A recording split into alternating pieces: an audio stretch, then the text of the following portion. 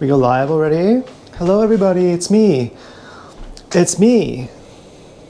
I was gonna shake my dick on the camera. Well, I'm pretty sure Dance Girl didn't cheat. Yeah, she didn't cheat on me. She didn't cheat on me. Pretty sure Dance Girl didn't cheat on me. And I'm really happy about that. Pretty sure that fucking blonde girl told me that TSD had me raped. And she told me that a long time ago. That the person who was named a diamond in the rough, who talked to me online, was not Dance Girl, that was a blonde girl. She sent a ladybug. She sent a horsecock, and she sent some other thing. I forget what it was. A threat to my mom. Maybe that was irrelevant. Maybe that wasn't a threat. But anyways, she was saying that it was TSD who had you raped. I'm pretty sure that was what happened. I'm not exactly sure. It could be blonde girl or fucking Dance Girl. But today I saw this woman. You'll see it on the video if I make it. I saw this woman on the fucking trails who was blonde with blue eyes. I thought, what are you all about? Who are you? She had teal and black. And then when I got to the bridge, there was a kid wearing teal and black. And then so that was earlier on, I had said to blonde girl, meet me on the bridge when you're 19. And so she's saying it was me. And then, but why does that mean that it was her who talked to me on YouTube? I thought it was Dance Girl who talked to me on YouTube. Well, because a red fox profile picture talked to me on YouTube too, which would kind of remind me that it was blonde girl's brother. Although, I think blonde girl's brother, red hair, was with blonde girl at the fuck shack. But I couldn't quite be sure if that was him. So I wasn't exactly sure.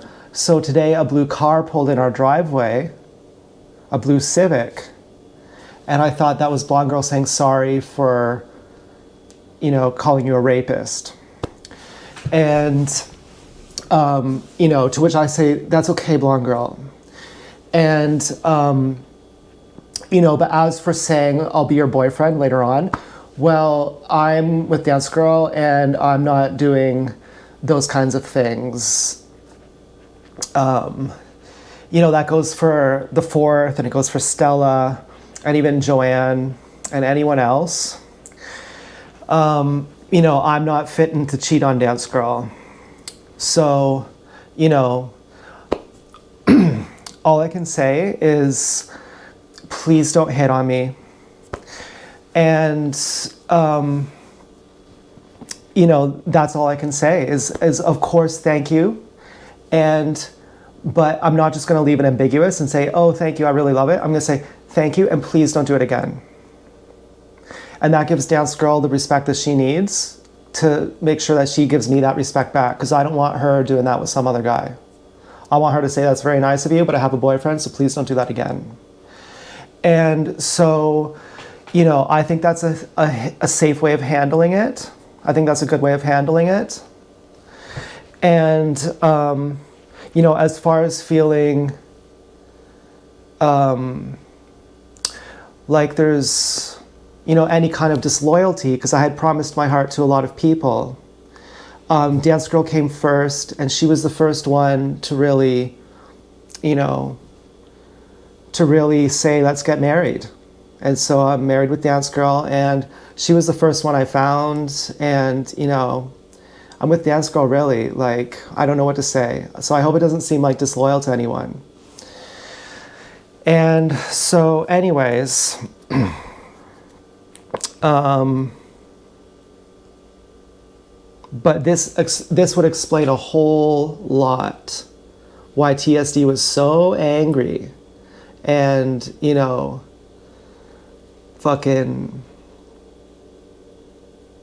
I could see why he's so angry, and I could see why he needed someone to blame, too. I had thought Dance Girl had me raped. But maybe it was a combination. I don't know. It doesn't really matter. But I could see it being TSD at this point. And so anyways, you know, that's pretty nuts. That's pretty nuts. And I had a really good bike ride. Okay, it was kind of stressful. And because I got a lot of white Civics, and I thought that it was Dance Girl saying she got cum. And I was like, if it's cum, what I feel like saying is, let's just have an open relationship forever.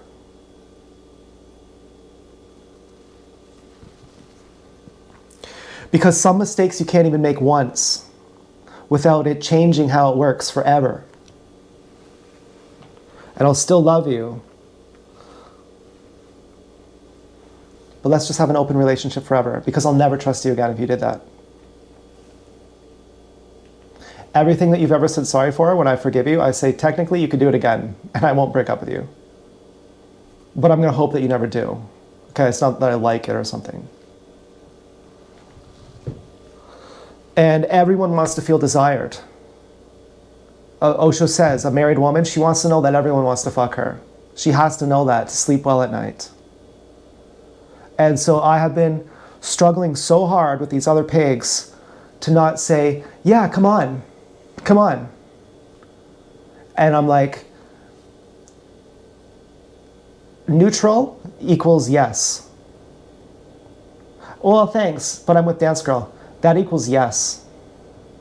That equals keep it going, and soon enough. I have to say, I'm with Dance Girl, please don't hit on me. I have to do an affirmative no. Now, as a guy, this is crazy. You never think that this is going to be your position in a million years. And you think, well, then who's going to hit on me? Who's going to tell me I'm beautiful? Well, you have to know that from within and from your own pig. Well, you think, well, my own pig, she's my pig. Of course she loves me. I need the world to know it. Well, your pig can validate you too. You know, I haven't really been excited about Dance Girl for a while, because I've been so in the middle of being heartbroken and fighting with her. And I'm thinking, God, I feel like I'm having a fucking exorcism here. Like, I don't know whether she's exercising me or I'm exercising her, but I'm constantly stressed out that she's not going to love me, that she's cheated on me, that she's fucking cheated on me, that she's going to leave me, that she's fucking with me on purpose, that she's like, you know, fucking with me on purpose. And, you know, Blonde Girl said something else today too. She said, as far as I can tell, I might be wrong about this. She said, she said, don't go to the police on TSD. Now, strangely,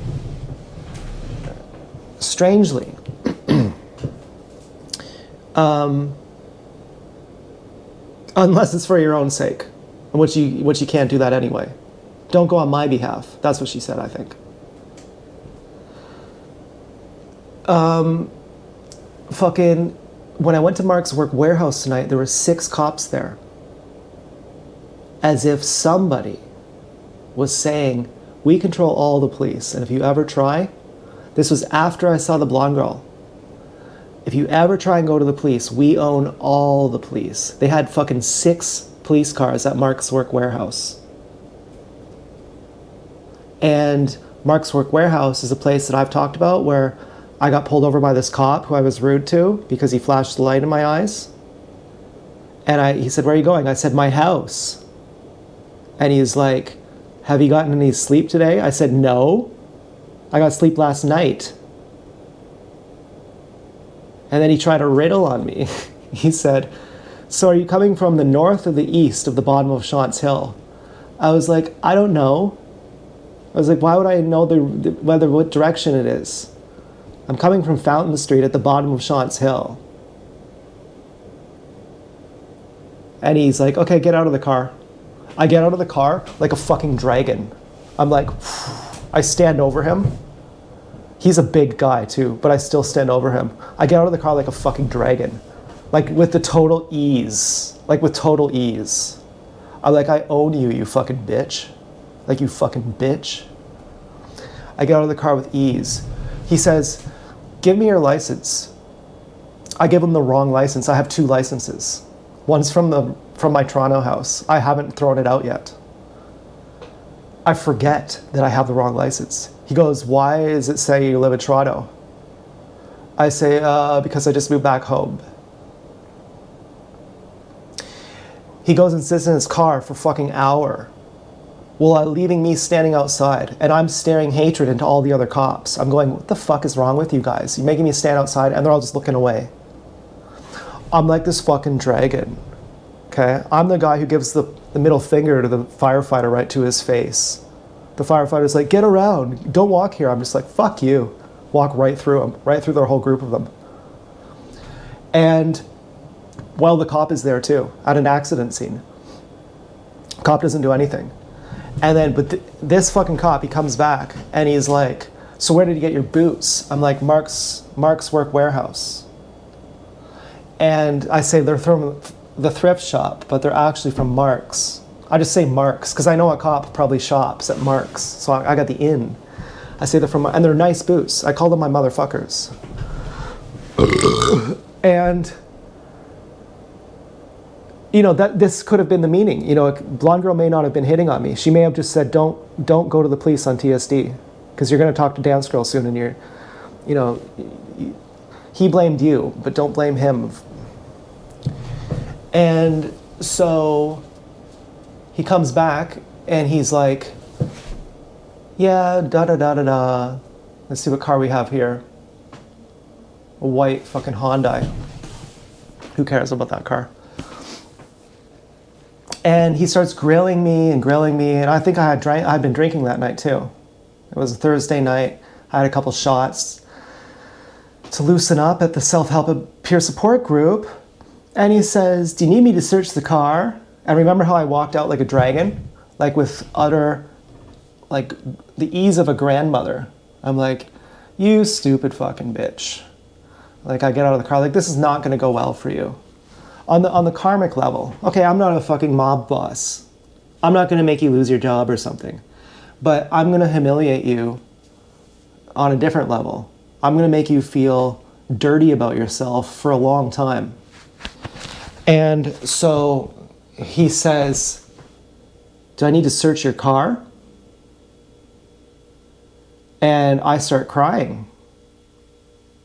I start crying right in front of him. I say, no. I'm imagining my mom's poor car getting her seats all torn up. How sad I'd be for my mom having the fucking seats all torn up. I tap into my feminine instincts. I tap into strength he doesn't even understand exists. To him, he goes, oh, you little bitch, I got you. I start crying in front of him. And then he lets me go. He says, remember how you went out like a dragon? You got out of your car like a dragon? Well, I just turned you into a chicken. I was like, I cried so you'd let me go and you wouldn't tear up the seats. I just mouthed you off and I just cried.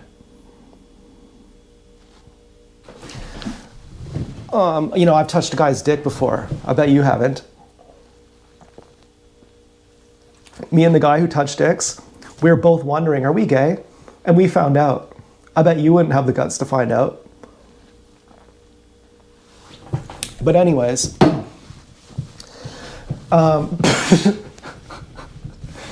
so they have 6 cars at the fucking Mark's Work Wearhouse. When I saw the blonde girl lookalike, I thought, is that a TSD decoy? And did they know I was going to be there? Well, I said that's where I was going to go. But I also changed it. But then I also said, Now I'm going to go wherever I feel like. I'm going to go freestyle. And then I went where I said I was going to go. And then they had those 6 cop cars there. And they had a cop van. And they had a female cop, a fucking fat one, writing. I couldn't imagine what you'd be thinking to be a female cop. Unless you're really trying to break the fourth wall. And good for you. Good for you. Well, there was a female cop I liked at my high school. She was a hall monitor. She was nice. But anyways, so I'm coming back from the Hidden Valley. But as I'm riding freestyle, I go down by some community center off of Franklin Street. And I go down to this parking lot where they have a thrift shop and they have some other store, like a shawarma shop, a Tim Hortons, kind of near Food Basics, so in a weird way, on Fairway Street. And I see the cops going by, and I'm laughing. I'm like, they're probably going nowhere. They're probably literally just driving fast. And then they get to Mark's Work Warehouse, I'm assuming. And then I go for my bike ride, and I go through the Hidden Valley, and I see a fucking gray Civic. I had already thought at that point that I had the confirmation from Dance Girl. I got a lot of fucking white Civics. But I want to keep my story straight. I want to finish this one first. So I'm coming back from Hidden Valley, and I see all the cops at Mark's Work Warehouse. And now I'm starting to think, I wonder if this is all from TSD. At first, I thought, I wonder if TSD has sent this to make me try to fall in love with Blonde Girl and to fuck my relationship up.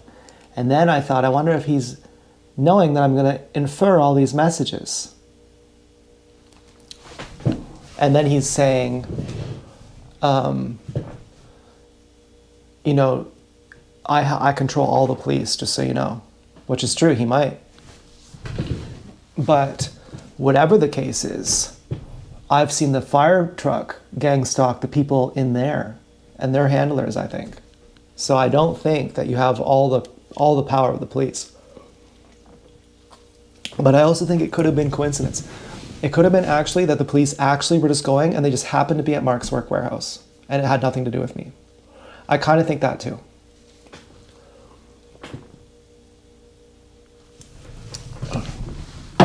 So, anyways, so the point of the bike ride was I was gonna jack off, and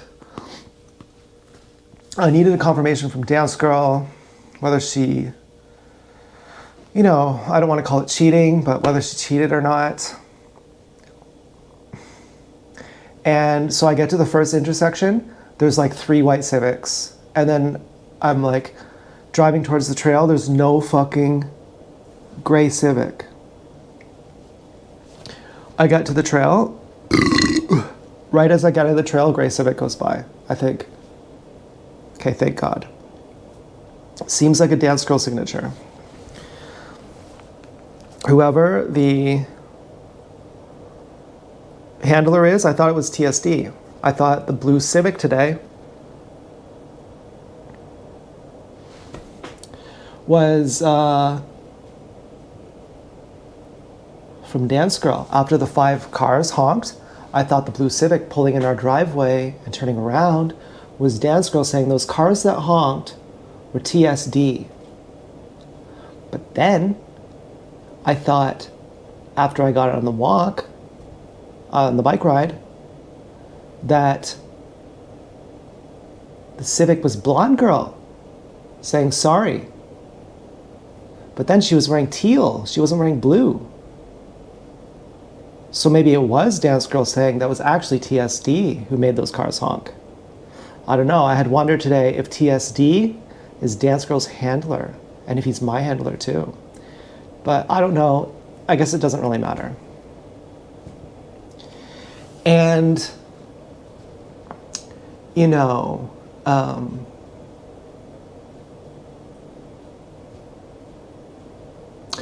girl may have felt bad that I got raped. And, you know, that's, it's, that's not her fault.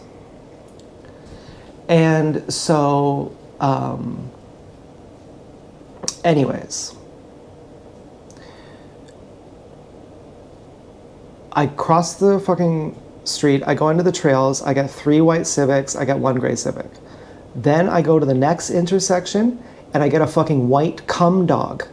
A guy who's wearing like a horizontal stripe shirt that's like red and white, or was it orange and white? I think it was red and white, I can't remember though. He's wearing horizontal stripes and it's a guy by himself and he has a white poodle. And when I was walking home from the dance girl date, they had a black fucking poodle, or like a gray poodle, and a couple that looked like her. And it's a guy walking by himself. And I'm thinking, why the fuck is that guy walking by himself with a white cum dog? Because I said a white Civic means cum, and a gray Civic means I stay away from cum. Gray equals stay away. And then I get a little bit further, and there's a girl dressed all in black with a gray black poodle. And I'm like, is that the fourth? Saying that she's like, I'm the fourth and I stay away from the cum and I'm not a cheater. And at this point I don't even know. And I'm thinking like, I'm gonna be really upset. I'm thinking I'm pretty upset. I'm kind of like, but what does this mean? Why would the fourth be there with a poodle? Just to say that she's like, that she's loyal? But I had never questioned if the fourth is loyal. And so fucking, I was thinking, but maybe that's Dance Girl somehow, even though she's wearing all black, and even though that's the fourth's signature, somehow dressing up like the fourth means that Dance Girl never cheated with anyone more than I cheated on her with the fourth. Maybe that is what she was saying? That by her cucking me, the guys who like her would see that and would know that she would go to them if her and I broke up, and so therefore it's equal, and therefore she would dress up like the fourth, and therefore when she sent, if it was her, a white Tesla to say sorry for cucking you with that guy, she sent a Joanne / the fourth car right behind it to say it's me who's sending these cars, to say I'm only going as far as you have went with the fourth. And she has a girl by herself with this black poodle. The white cum guy is on his own, and the girl with the black poodle is on her own. So I'm thinking, okay, that seems like a good sign. I don't think she got any cum shots. And we also made another stipulation that if you did anything in between, like making out or going on a date with a guy, then that would be an orange Civic. And I didn't see any of those.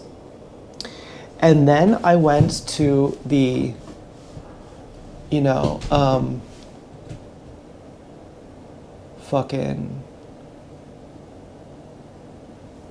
just having an ADD moment, I'm sorry.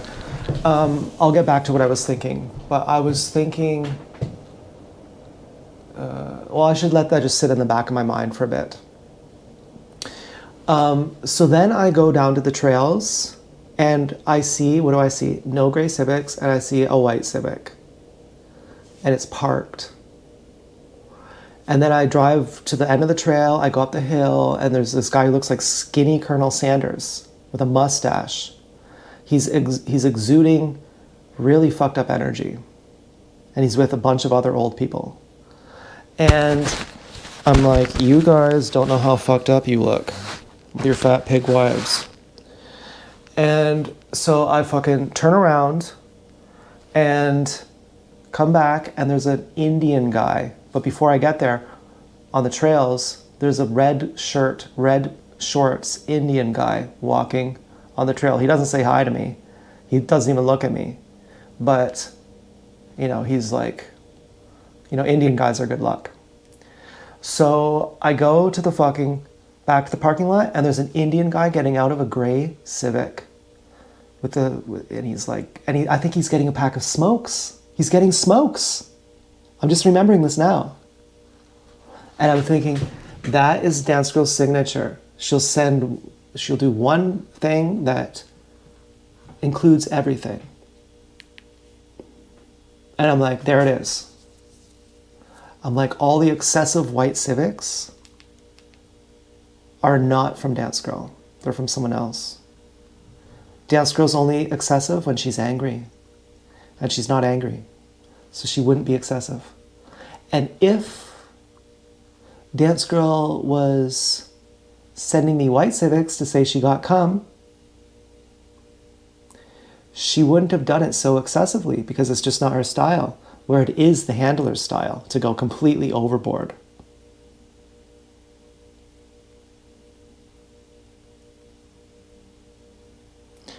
He must be a premature ejaculator if he's a guy. And so anyways, and speed coming is not the same thing. And so very tightly circumcised, I'd say. I mean, it's a problem for everyone. It's not personal. I shouldn't be making fun of that. But, someone who is that shallow and that obtuse clearly has no depth. Clearly, they've never experienced any significant amount of pleasure. They've only had a storm within a teacup. And so at that point, I'm basically like, okay, I got it with Dance Girl.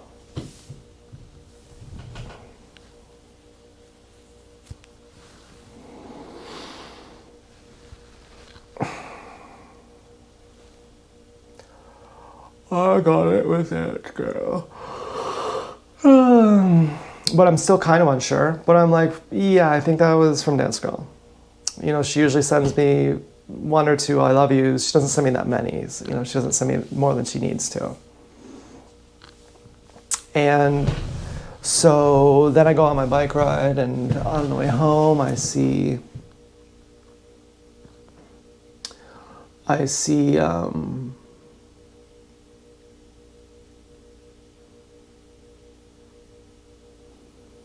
well, anyway, that's pretty much it. Like, I see a bunch of Dance Girl cars. I go for a free ride. I just ride wherever I feel like.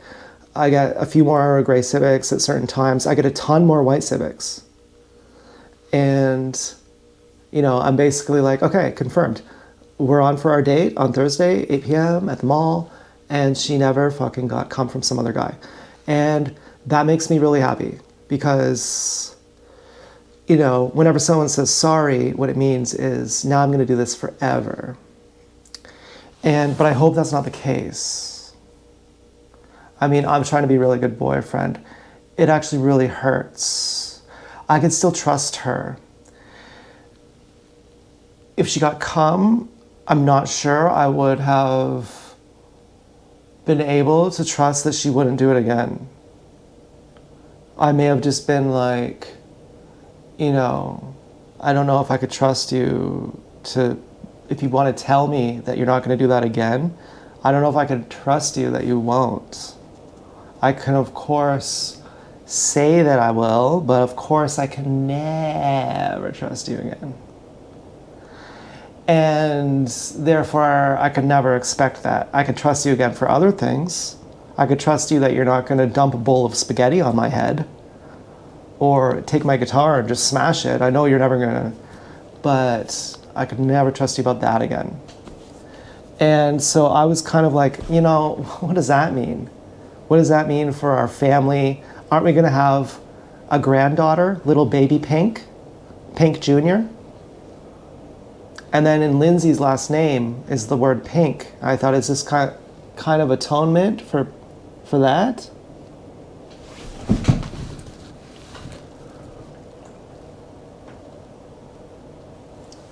And just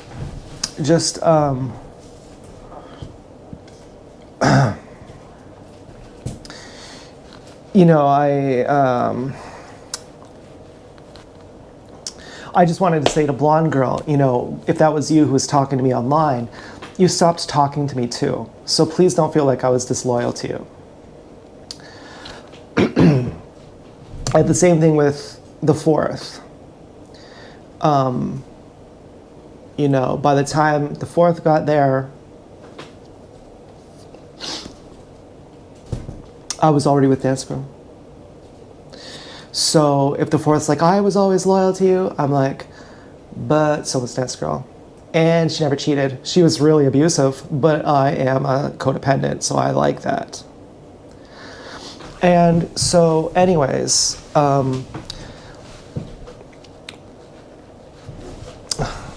so I don't think I have been, you know, like a sleazy player. You know, this is just, you know, this is how it works. And I'm really excited that, you know, I feel like I could not fuck it up with Dance Girl now. Now that I've learned affirmative no's, instead of just saying, oh, thank you, that's really nice. Now I can say, but please don't do that again, because it's gonna disrupt things with Dance Girl.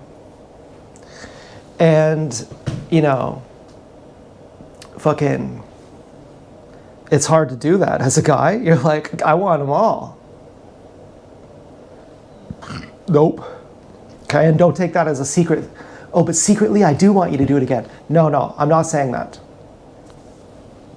And, you know, I've also said that if I see things from, you know, like say the fourth says hi, I'm just not going to acknowledge it. Because I'm like, I already said, please don't do that.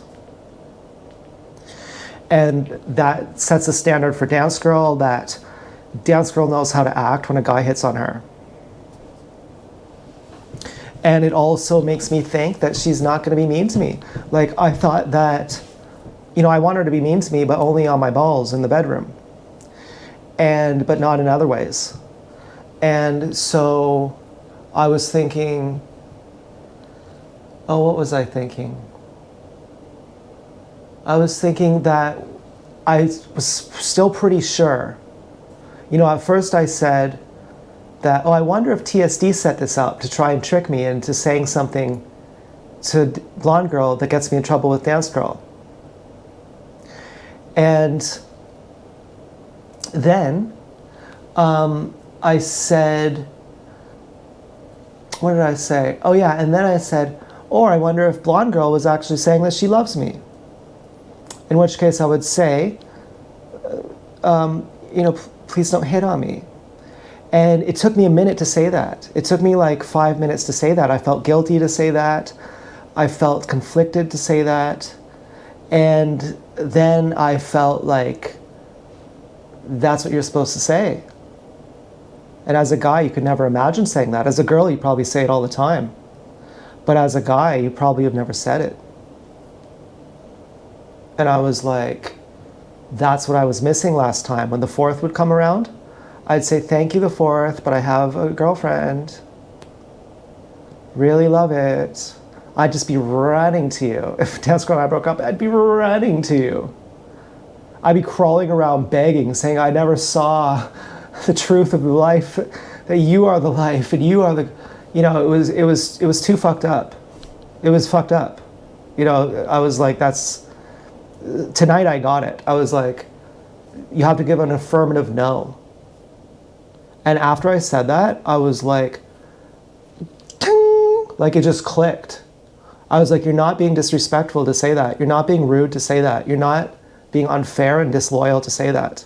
That's actually being fair and loyal.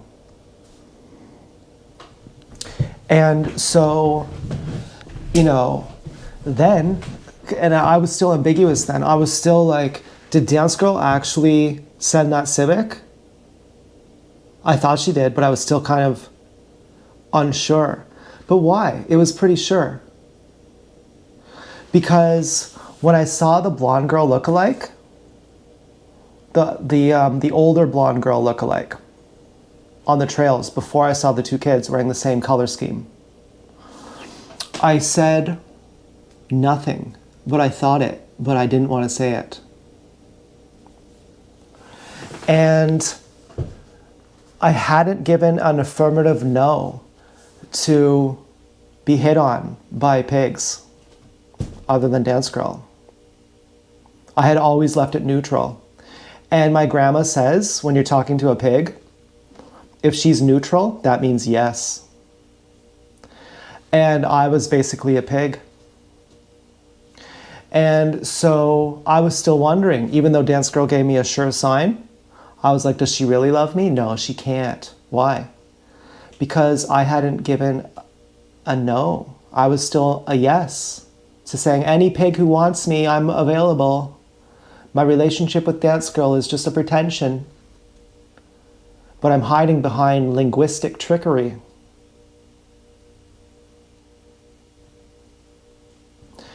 And, you know, that goes for Stella too.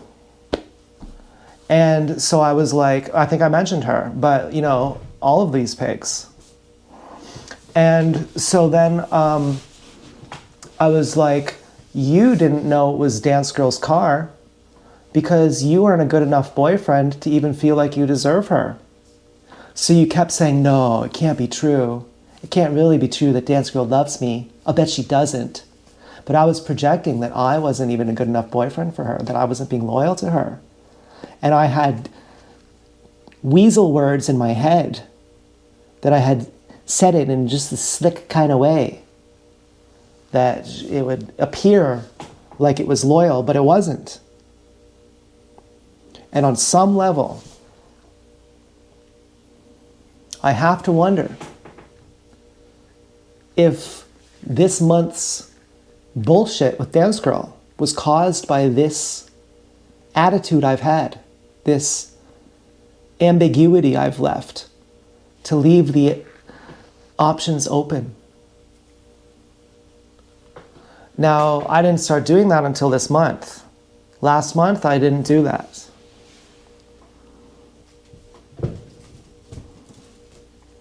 And so Dance Girl's repeating the same mistake twice may have been not really a true twice. It may have been just once, but then she repeated it again because I was being a slut when I'm in a committed relationship. And you could go a step further. Now, did I guess Dance Girl's name is Amy, or whatever her name is? Did I guess that? Are we telepathic, actually, not joking, for real? At some point, I said to ChatGPT, give me a list of all the names, but don't give me the ones that start with A. There is no other letter I said that about.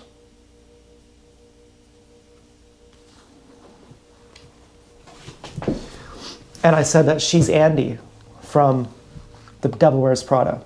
She looks like her, but she doesn't have brown eyes.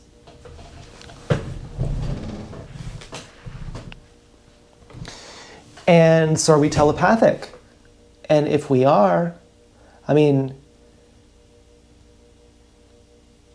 then did she know that I'm ambiguous like that? Did she read it on my pantomimes, on my demeanor, in my soul, that my commitment to her wasn't actually that real? That I still hadn't come to terms with what would you do if another pig hit on you? Would you just say,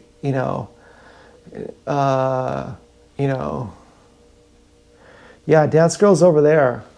I can't go out with you. She's right here beside me because we're in love. Or would I be like,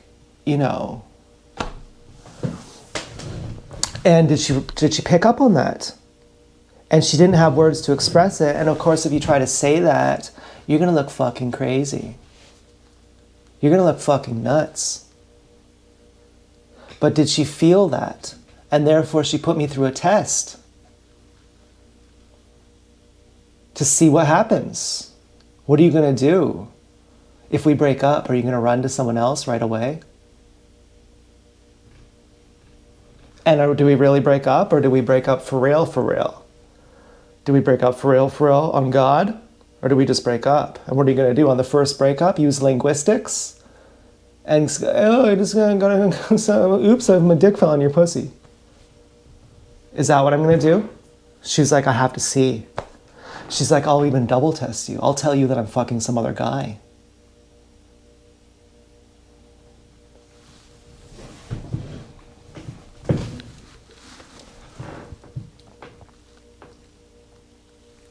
Now, the thing I was thinking earlier, and my friend confessed she passed the test, and we will never sever. I'm really looking forward to this meeting with Dance Girl. I think this is gonna be fucking good. I'm really excited. I have a feeling that I'm gonna get more luxury treatment from Dance Girl. And we can have a pajama party. And we can hang out, we can fucking... We can hang out in our pajamas all night. And we can sleep over. I mean, I'm home alone tonight. I mean, I'm guessing that in the next little while, we can have our first night together and watch TV shows together. We can watch the rest of Fallout. And that will be so much fun. That'll be like something I've been looking forward to for a very long time, especially considering that, well, I was thinking that all those cop cars at the Mark's Work warehouse were from Dance Girl, which was really weird. I was like, why would she send that? I was like, Dance Girl's telling me that there's nothing you can do. I was like, oh, that's scary. She's like, Dance Girl's telling me that there's nowhere you can run, that she owns all the police. I was like, how powerful is she? And why would she tell me that? But I thought she was saying, look, that cop fucked with you at Mark's Work warehouse, that Mark's Work warehouse cop. So I'm going to waste all their time just as a joke, just to show you that I can fuck with the police. I'm just going to make all the police do jumping through hoops for no reason. Now, let's get to the other topic.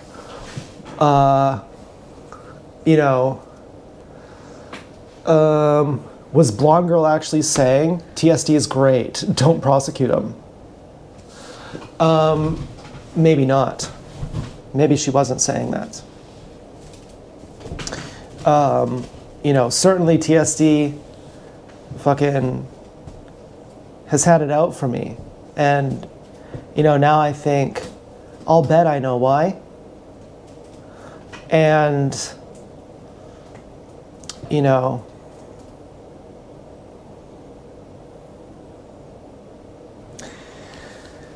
anyways, maybe Blonde Girl is ambivalent about TSD being prosecuted. And I'm sort of ambivalent too. Whatever. I've moved on with my life. And, this is assuming a lot. But I kind of feel like this is the case.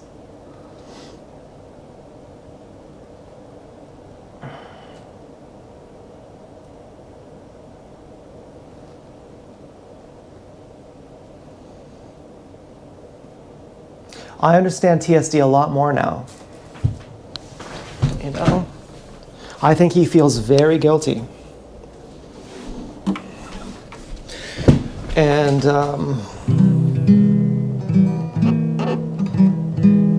he put it on me. What the fuck is that all about?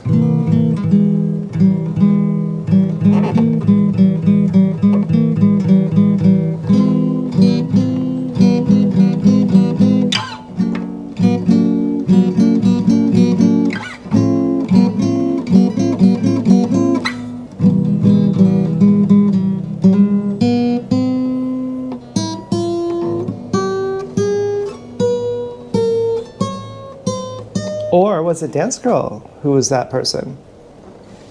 It could be either.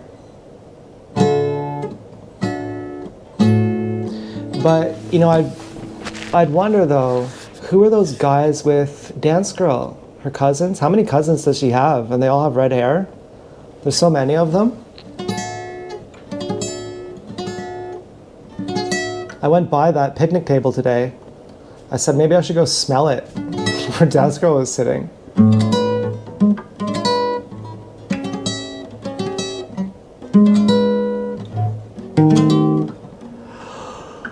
So yeah, if Dance Girl has borderline personality disorder, perfect. I have fucking codependency. Wonderful. And the things that we really need to agree on, like don't cheat, we both passed the test.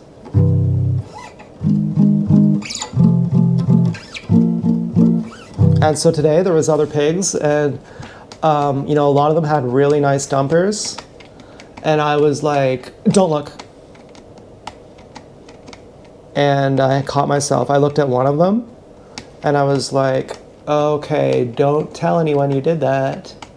And I was like, Dance Girl, I just looked at a pig's dumper. But let me tell you two things. It wasn't that nice. I didn't even like it. And, you know, she'd be like, well, fuck you. Who gives a fuck? Well, let me explain. If a pig has a really nice dumper, and you really like it, and you really want to fuck her, you'd be thinking about it later, you might be imagining it later. And if a pig is not that hot, and she doesn't have a nice dumper, it's the same as looking at a dude. And I do that all the time. I'm like, this guy is really fucking hot. Or, you know, like, you know, I had family members who don't watch porn and they wanted to have some dick pics to make on a poster or something, to decorate someone's room or something with dick pics or something. Or, you know, they wanted to see something with dicks. Like they saw a Playgirl magazine and it was $20 for a Playgirl. And they only had 2 dick pics in it, and they were both flaccid. And they were thinking, what the fuck? And I said, yeah, when I was a kid, I would go through the porn on Everything Bargain Convenience Store, where they'd leave it in the, you go through the magazine rack. And I saw some fucking flaccid dicks. And I thought, that's disgusting. Why would they have that? Wouldn't you have a guy with a boner? Well, I personally don't understand it, but if I was a girl, I'd want to see a flaccid dick too. But, you know, not having a boner in a $20 magazine, and guess how much the Playboys were? They were $10. And so they said, you know, that's ridiculous.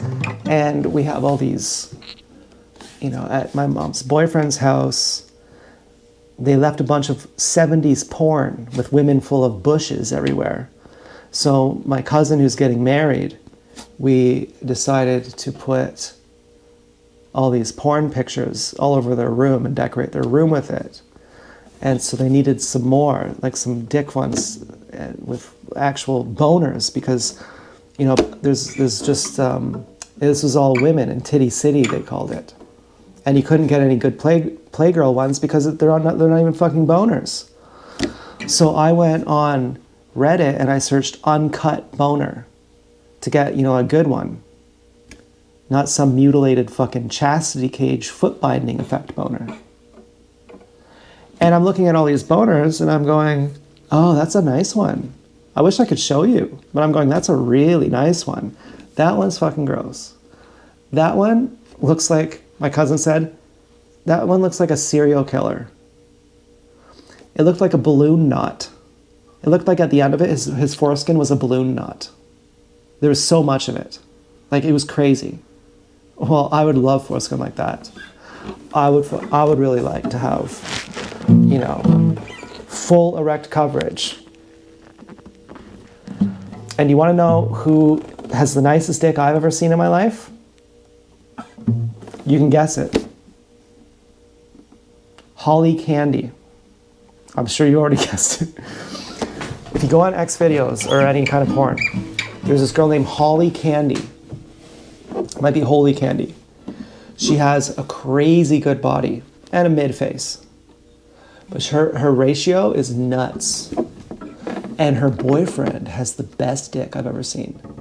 It's as thick as this, And when he has a full boner, his foreskin goes right to the tip. It looks like a torpedo. It's gorgeous. It's the best dick I've ever fucking seen. I long to have a dick like this. If I could have it one day, I'll be very happy. And if I could do a foreskin restoration better by not jacking off, maybe do Kryza, by doing a water fast, that would be very helpful. And so I see these hot guys, I say, that's a really hot guy. Now what's the difference if you see a girl who you wouldn't even fuck? What's the difference? You're like, well, let me just look at what she has. It's just like looking at a guy. Who cares? It doesn't even count. Okay, so that's one way of looking at it. The other way of looking at it was I still didn't know if Dance Girl loved me. Or another way of saying that was I didn't know if Dance Girl went and got a cum shot from some other guy. Or if she went and did some other thing.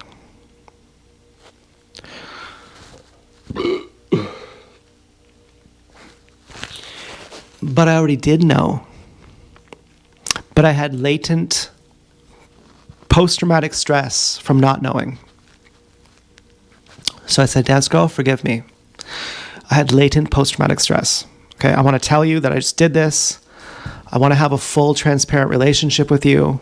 It matters to me for personal reasons to have that. I believe that we can read each other's souls. And I want to know that you are treating me as good as I treat you, and I'm going to trust that cosmic law will mandate it. So I'm going to tell you this, even though it gets me in trouble. And I didn't even have an excuse in mind. I just said, Dance Girl, I looked at this girl's butt. And if you think that's cool, I think it's cool. If you don't want me to do it, I won't do it. And then I said, I'm sorry. The reason I did it is because I was still pissed that I'm imagining you with this fucking black guy. Or this white guy too. It's not really about black or white, okay? It just happens to be that. I don't know if it was that she was black and I was like, oh, you like a black guy? Oh, I like a black girl. I thought maybe that's what happened. And so then, I was like, that was actually post-traumatic stress. That was latent, and I won't do that again. And then, so I'm continuing my bike ride, and there's all these pigs with fucking, you could see their pussies. They were wearing skin-tight fucking yoga pants with wide dumpers. That you could see their dumper from the front. I'm like, my pupils dilate. I'm like, don't look. Don't look. And I just don't look. Hold on. My fucking phone is making a weird noise. And on one sense, that sounds really fucking controlling. But I was like, I don't care. I don't even care. I'm trying to be a good boyfriend here. There are people who are like that. I'm trying to be a good boyfriend here.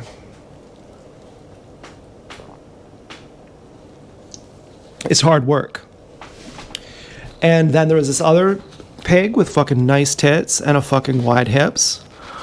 I was like, oh, don't look, sorry, my peripheral. I had to catch myself. It was so compulsive, I almost did it. And then I got the knack of it. And I'm like, okay, you got it, you got it. A compulsive look doesn't count. But if you realize it and then you still look, that counts. So I was like, remember, you're on cosmic law.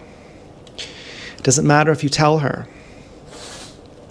You can affect one particle here and the other particle is affected. This is some quantum physics thing. There are certain particles that you separate them and move them apart, and you affect one and the other's affected no matter how far apart they are. When you do something, your pig feels it. And so I trust in that. I trust in that woo-woo type stuff. And I'm like, so don't do that.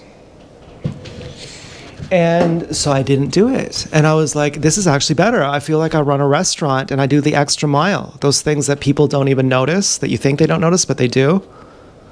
where you, I don't know, fold the napkins better, or you vacuum all the way to the edges, or you butter the bread all the way to the edges. You don't just slather it on. Like, I watch cooking videos a lot, and they're just like, phew, like they just put the butter on randomly. Like, I'm OCD. Like, I'll be putting butter right to the edges. When I butter bread, I butter it right to the fucking edge. You know, I can't even stand to not have butter all the way to the edge. But I don't like crust that much, but it's okay. But, you know, really the best bread is at City Cafe, CC Bread, and there's so much crust. You know, the 7-grain sourdough is really the best, but, you know, my uncle's wife makes amazing bread. And she's a strangely good cook. Her mom is an amazing cook. And she's the one who went through the Bombay Sizzler at their kitchen. She asked for a tour of their kitchen, and they gave it to her. And, you know, there was one time where she cooked soy curls, soy chunks, and I thought it was meat. I said, "You gave me meat?" She was like, "Are you joking? I'm vegetarian." I was like, "You're a vegetarian?" She's like, "Well, actually, no. Sorry. She eats goat, actually." But she's like, "This is vegetarian." This is, I thought this was pork or something. She's like, "No." And, you know, she had a bird in a cage, which I didn't appreciate. And I started doing her dishes. She's like, "Don't do that."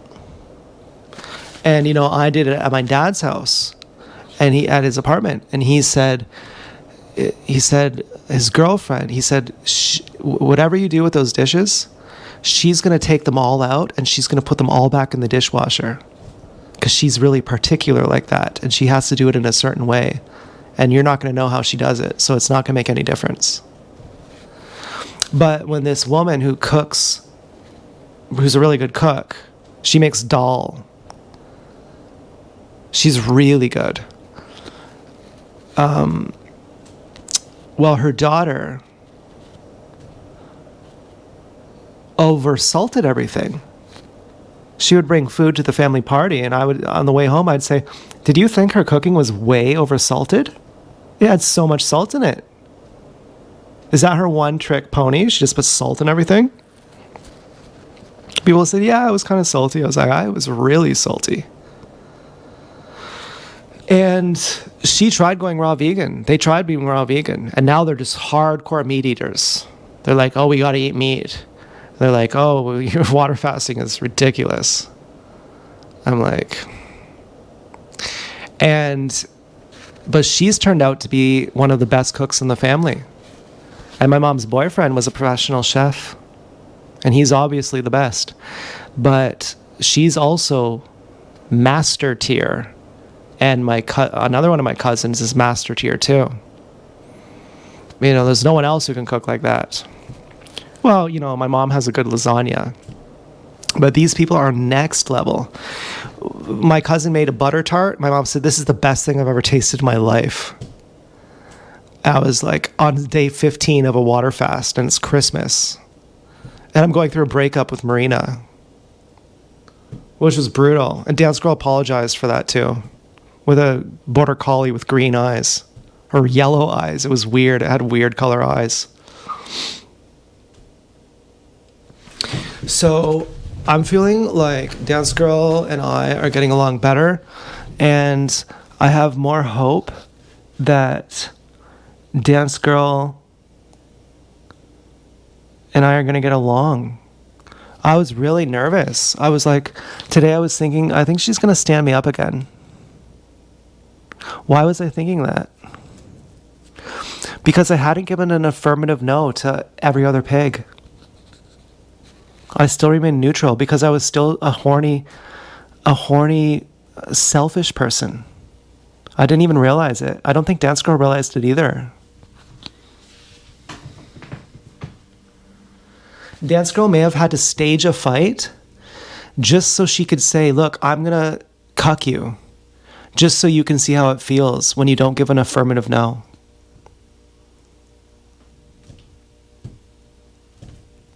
If she was like, hey, what's up, other guy? I have a boyfriend. I'm really happy you're here.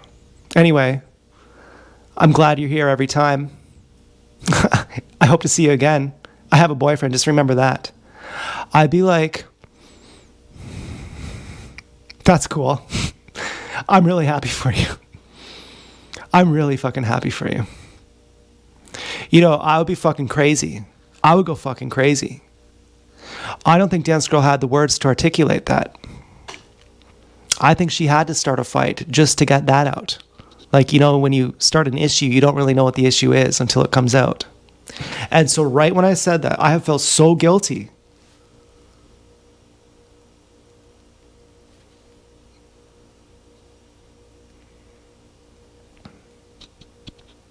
I was like, I don't believe it. Tyler says women will eat you alive. If you're weak, they'll eat you alive. I was like, I don't want to believe it. That sounds too cruel. And I remembered that before the 4th gave me the Reddit that I don't know if it was before or after, actually. I actually can't remember. But I remember that pigs have been very cold with me. And so you don't know them to be like, say, oh, it's cool. You can always just hit on me and I'll love it. You don't owe them that. And if it hurts their feelings, it's not your fault. You don't have to be rude. You don't have to say, get the fuck away from me. You don't have to do that. You don't even have to say, I'm not appreciative. You could say, I am appreciative, but please don't do that again. It was that next step of, please don't do that again. That's the part I was missing. I couldn't say it for some reason. I was a fucking greedy.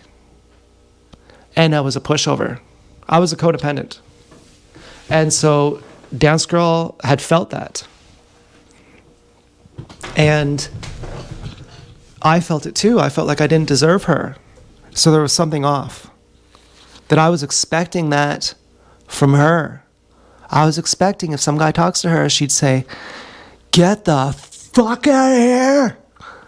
Get the fuck out of here. He's not a Christian. He's not a Christian. Get the fuck out. Okay, I was expecting that she'd go haywire. You know, have you seen that video? He's not a Christian.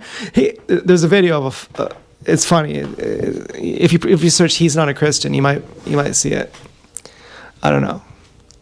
And yet I was being a fucking chauvinist. And I didn't see it. I was completely unaware. Was I being a chauvinist? Because Dance Girl was being a chauvinist? Because she said, I'm going to meet you exactly the way you don't want me to. And if you don't do it, I'm going to fucking kill you. I'm like, oh, you're crazy? I'm crazy too. You know? I don't know. I really don't know. But, you know, am I just trying to blame Dance Girl? I don't fucking know. Okay, I don't fucking know.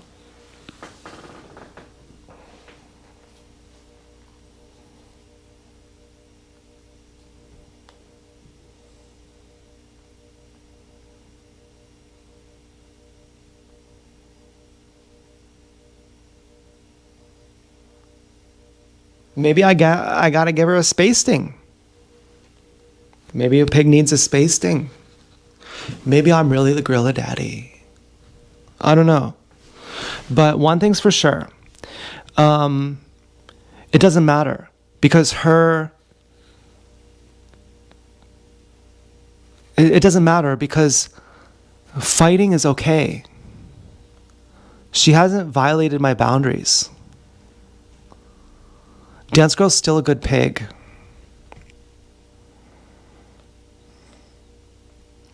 Giving your girlfriend a space sting is one of the best things you can ever do. It's like playing God. It's a real power trip. You ought to try it. And so I don't think I'm going to be fucking up anymore. You know, now that I have this under my belt, I'm like, I think I've figured it out. I think I figured out what was wrong between us and why I was feeling hesitant that she's not going to meet me and it's not going to go good. Because I was projecting that if she acts the way I'm acting, I'm going to fucking hate her. And it was actually me who was a borderline and Dance Girl who was a codependent.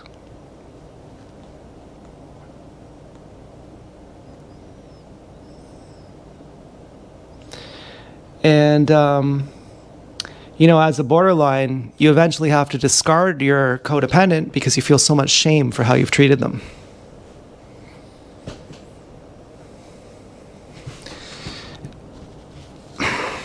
And now I feel like I've treated Dance Girl much better.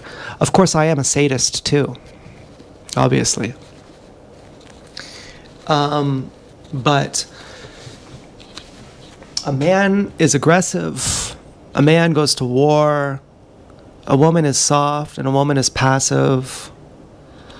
But a woman is more dangerous than a man when she gets angry because all of her energy is passive. She's always soft. But then when she flips polarities into her masculine side, she is taking half of herself. Now, some people say that we're half woman, half man, that we have both in us, but we have different percentages of it. Some men are 90% masculine, 10% feminine. Some men are 50% masculine, 50% feminine. Some men are 30% masculine, 70% feminine. And when a woman turns to her masculine side, it's condensed.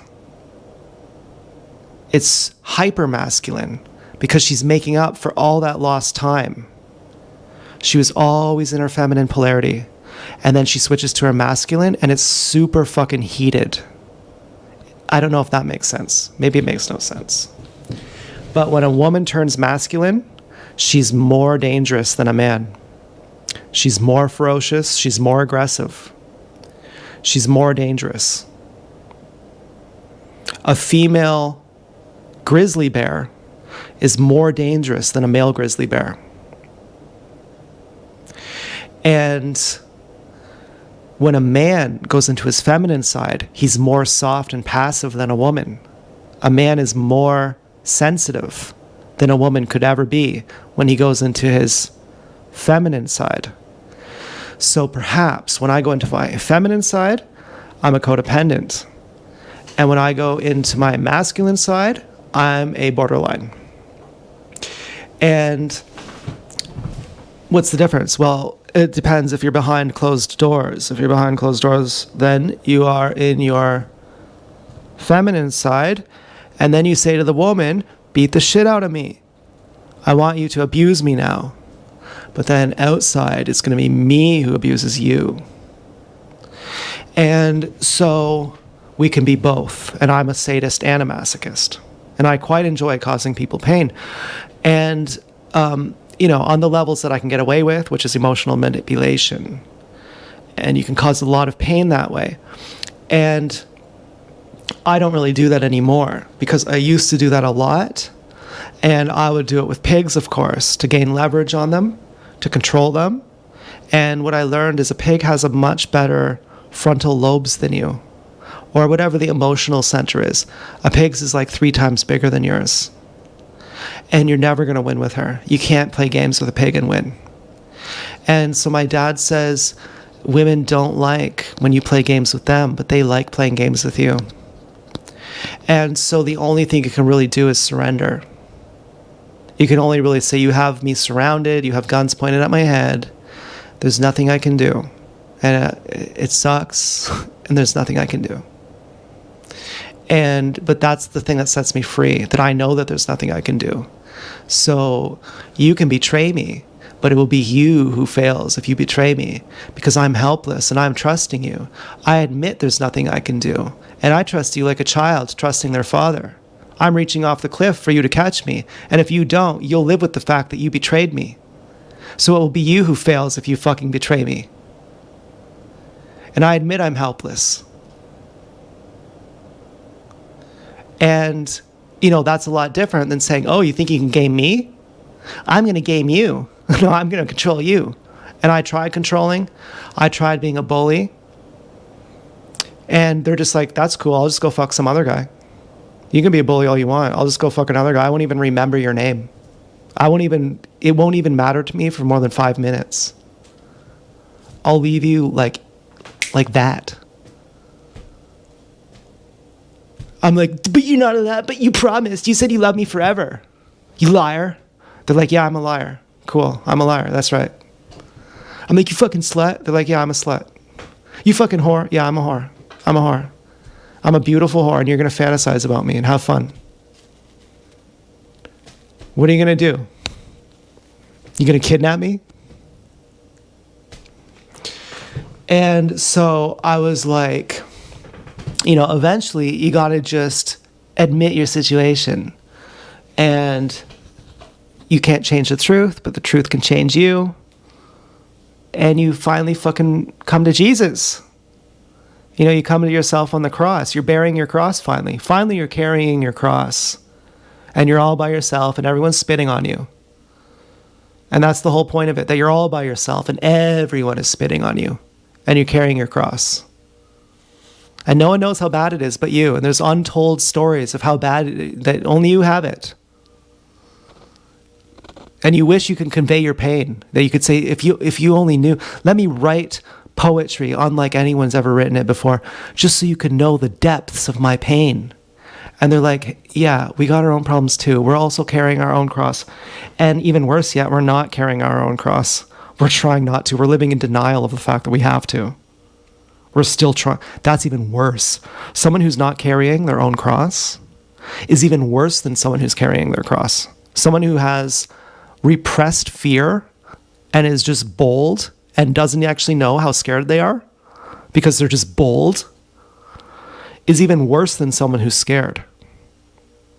Finally, you fucking cherish the fact that you're scared because it's better than repressing your fear. And your fear leads to something. Your fear is a signal that what is wrong here? And it might take, 10 years to figure it out. And you go to a therapist and they're more perverted than you. They know all the gift of the gab, weasel word terminology. They reframe it all.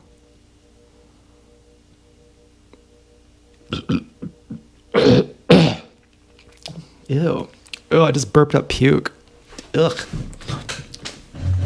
Oh my God.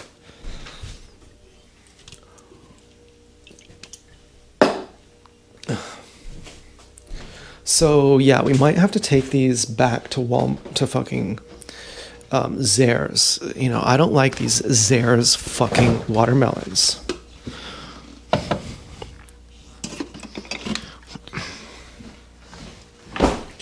But ultimately, when you try to game a pig, you're gonna get cheated on. That's the level. That's the fucking moral of the story. I didn't exactly like it when Tyler said women will eat a weak man alive. I didn't really exactly like that. I would say more like a weak man who pretends to be a strong man.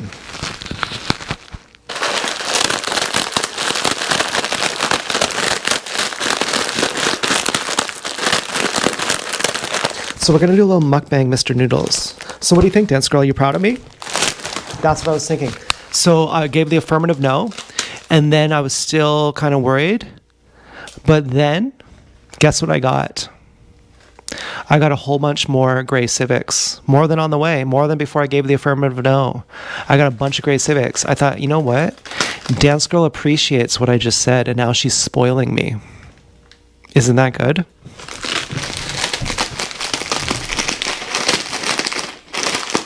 My dad says women will be as nasty as you let them.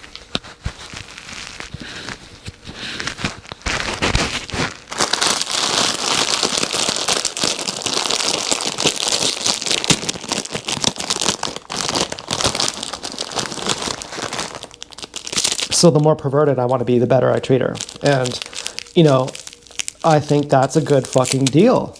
You know, I'm like, you know, I'm not looking at these other pigs because I'm going to get to do more nasty things with Dance Girl then.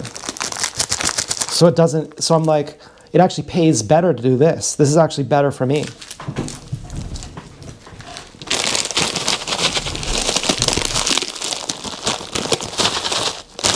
You know, I was thinking about it like at fucking Ben Tan. You know, when they want to treat me, they put peanuts in it. They put a little cup of peanuts in the order. You know, these things matter.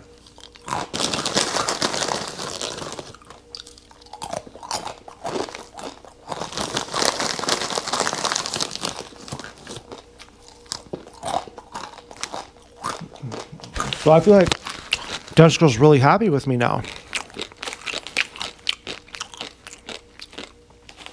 And do I think she's going to meet me at the mall? Or is she going to flake me? I don't think she's going to flake me.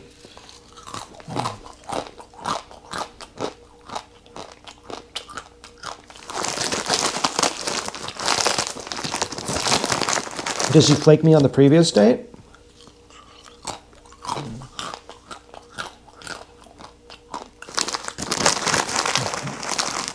Kind of. Would she intentionally flake me on this date? Did she intentionally flake me on the previous date? I think so.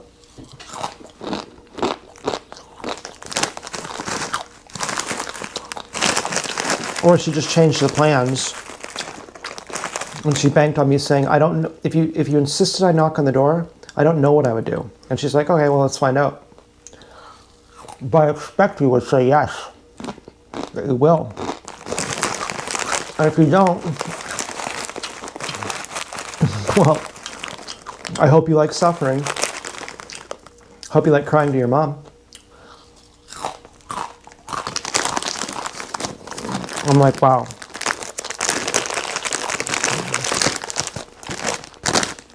Let's look deeper at what's happened. Let's look at why this might have happened for reasons you've never even suspected. If you've never felt the futility of language, you've never lived.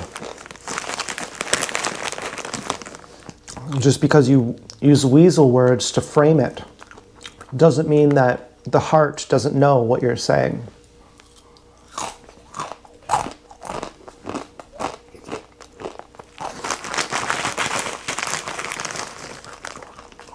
And so Dance Girl is very intelligent. She goes to the level of wisdom. Dance Girl is an old soul.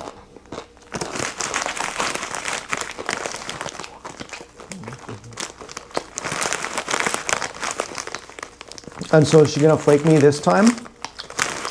I don't think so.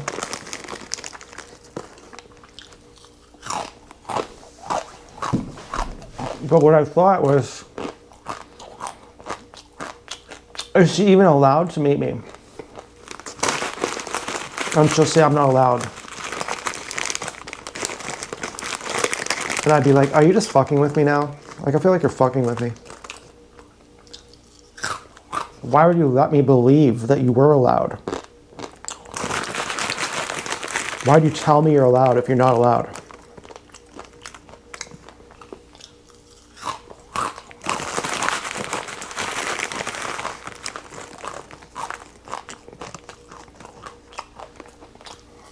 And I couldn't figure doing that.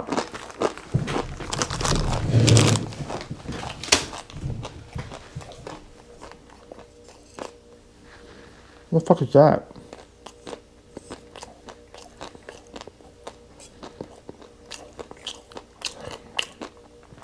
Does someone rub shit on the fucking can? Some brown thing. It was smeared. It was like the size of a tiny bug, like a fruit fly. Maybe it's sauce or something? I don't know. It was on the side.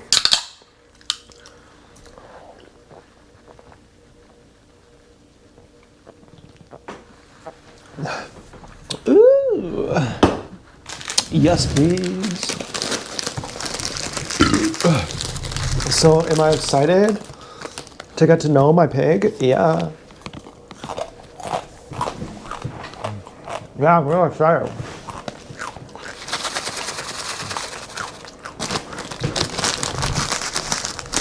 But anyways, the husband of this woman who cooks really good, you know, the daughter of the woman who went through the Bombay Sizzler kitchen.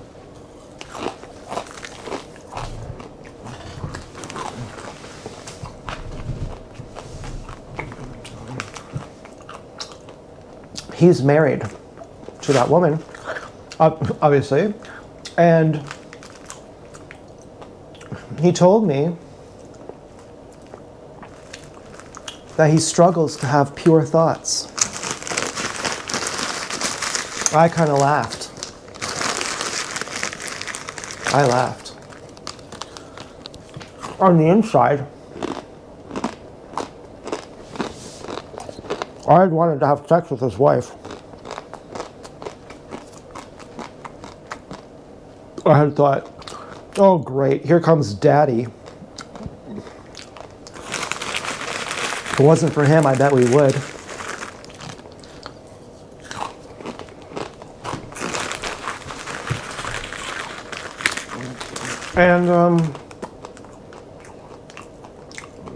And he said that, you know, he struck, and then he makes sure he has pure thought. You know, just by the way he was, just by the way he sang it, I could tell he doesn't watch porn. I consider that immoral. But I don't have to struggle. I don't have to struggle at all. I let my mind think anything it wants. But I don't indulge it. I don't pay attention to it. I choose what I focus on. Because, you know, if you try to have pure thoughts, you'll be insane. I can speak about this with authority. I can absolutely tell you by my own experience that if you try to control your thoughts, you're going to become insane.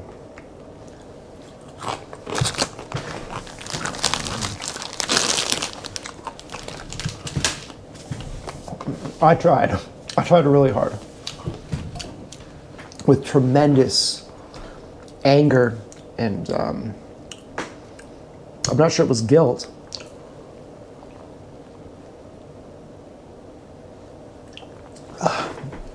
But it was, or shame, or it was disappointment, or it was anger that why can't I stop thinking of this? For a while, I'd think of TSD when I would come. Every time I'd come, I'd think of TSD. His image would flash in my head right as I'm coming. It made me so fucking angry.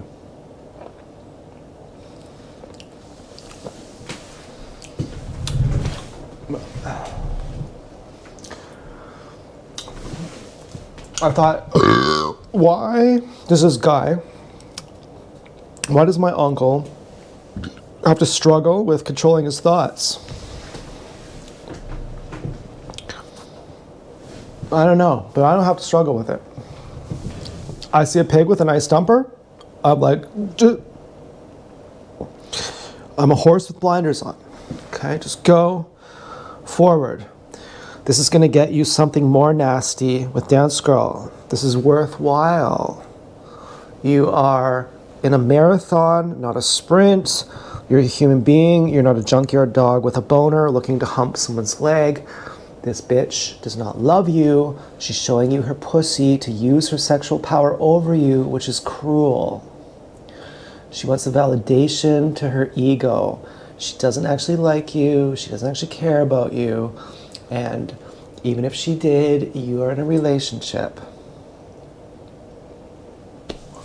So,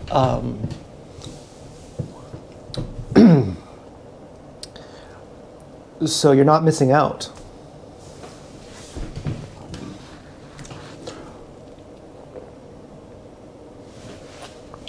Hold on. Oh, my dick hurts. I gotta take this foreskin restoration device off. It's too much.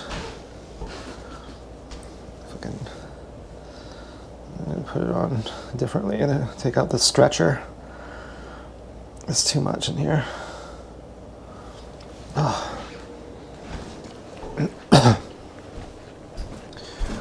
So, yeah, this is my stretcher, custom made. This is like $150. It's a little piece of silicone. Just to get it double as big. I could have got it for $40 or $50, but to get it double long, I paid way extra. And now the guy who makes these, he started making them normal, like way longer, like this kind of, because it was such a good idea. I was like, this is what you need to do. And now he did. You know, he offered me a job in an indirect way. He was on the Howard Stern show. He said circumcision is worse for a boy, and they shut him down right away. His name is Ron Lowe. He's invented the Coca-Cola of foreskin restoration. And I had been making t-shirts that say TLC Tugger. And he said on some post that he made publicly, knowing that I would read it, that if anyone wants to go into business making t-shirts or something like that, I thought, oh, he's talking to me. I should try and say something like that. But I wasn't even doing it for the money. I was like, I just want people to know TLC Tugger. Like, it's the best thing in the world. I don't even, I worried that he thought I was trying to give him a sales pitch. I was like, no, I'm showing off the clothing I made. This is really important to me. This is like the most important thing in my life. I had never felt good in my own body until I found foreskin restoration. And then I got so fucking traumatized, I stopped feeling good in my own body. I thought, do you know why I feel good in my body and other people don't? Because I never had a functional dick until I started doing this, and now I really appreciate it. But someone who's always had it, they don't even know what they're missing. They don't even know what they have. I'm like a homeless person who just got gifted a free house. I'm like, I appreciate it way more than you. I'm like Raymond Hassel on Fight Club. I'm like, I'll appreciate my breakfast more than you ever have. And I lived like that for a long time. I ran with it. And then I got super traumatized and I was like, I hate myself. And then I even hated my own dick. Then I even hated my own feelings. I was so fucking mad. I was like, you fucking killed me. The moral injury, it fucking killed me.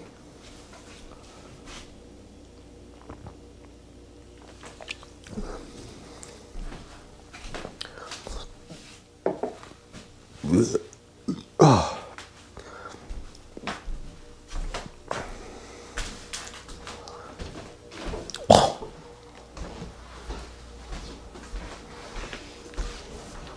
You might be wondering, have I got it back? Am I whole again? Yeah, I don't know. The problem with getting it back is the same as the problem of falling in love. Of course, it goes wrong when you fall out of love.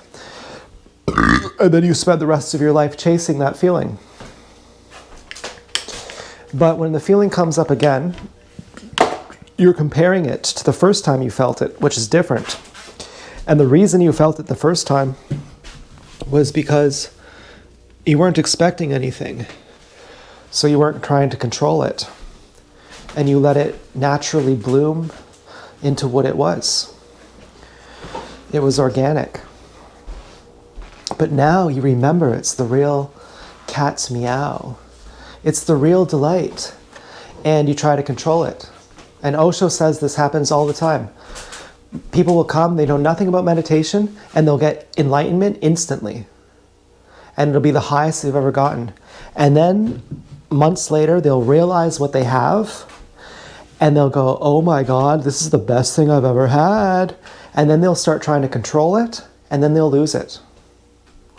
And so I managed a very delicate balance for a long time, where I never tried to control it, and I never lost it. And I stuck with it. And I was right on the razor's edge for a very long time. And then I fucking got bludgeoned and I lost it and I became insensitive. And I had lost my humanity. I had lost, in other sense, I had lost my mind-body connection. I became numb in my body. I became calloused physically. I became sexually repressed. And then trying to get it back, I have this grandiose memory of how it felt. And it's like I'm trying to jump from Earth to outer space. I used to be in orbit, and it was effortless. And now I'm down on Earth. I'm like, come on, let me get to Elysius. Let me get to Ulysses, whatever, Matt Damon movie.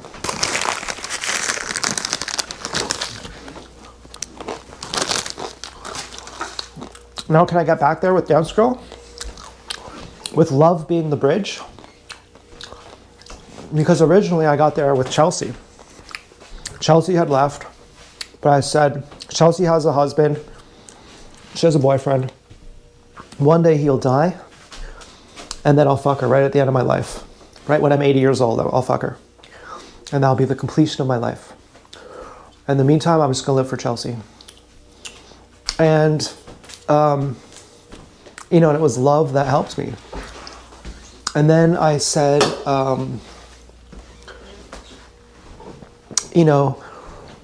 fucking Chelsea left me, and she's never coming back.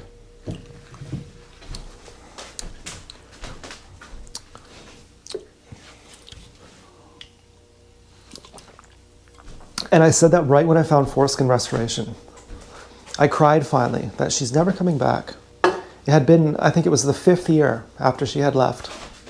I only started counting the years after she left. I've stopped counting again, but when I stopped counting with Chelsea is about when I met Dance Girl, give or take a year or two.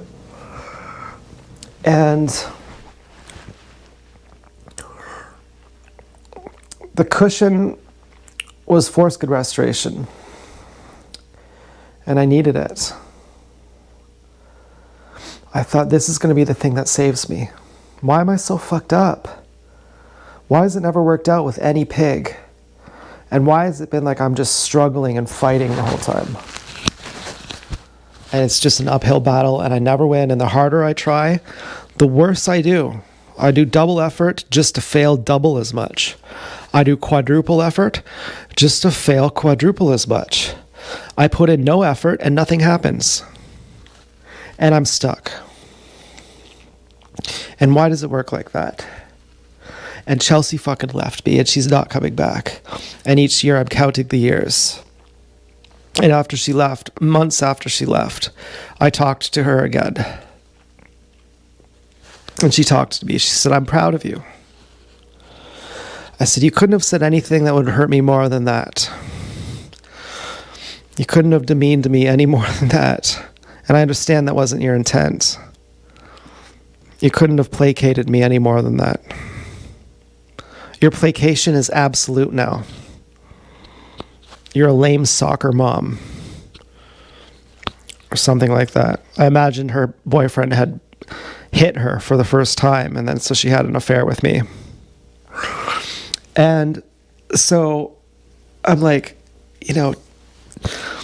why am I so fucked up? I'm finally admitting this. I had been feeling on top of the world, that Chelsea loved me of all the people in the world. I've been obsessed with her since I was 20, and for all these years, a decade later, she comes back. She tells me that I'm the love of her life. This is what I'm inferring from everything she had said. And that we're star-crossed lovers, and we simply can't be together. Because I imagine she was a Wendy's whore. You have to tell a Wendy's whore, say I'm never going to make it to manager. I want you to scream it that you're never going to make it to manager. And she's like, I'm never going to be a manager. I'm always going to be a line cook. Yeah. And you're like, there, now you can come. Now it feels real to you. You think a gorilla daddy like me would never fuck a pig like you? Well, then say it, and that'll make you come. And, because at least that's real.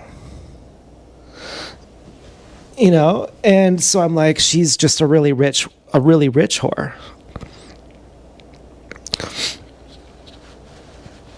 And, her dad,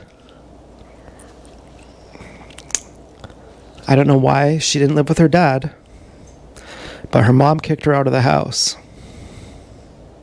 Her mom said, "We don't have room for you." I said, "I wonder why. You're fucking so controlling. It's unbelievable." And I don't know why she didn't live at her dad's house. Because her parents were split up. Her mom got remarried.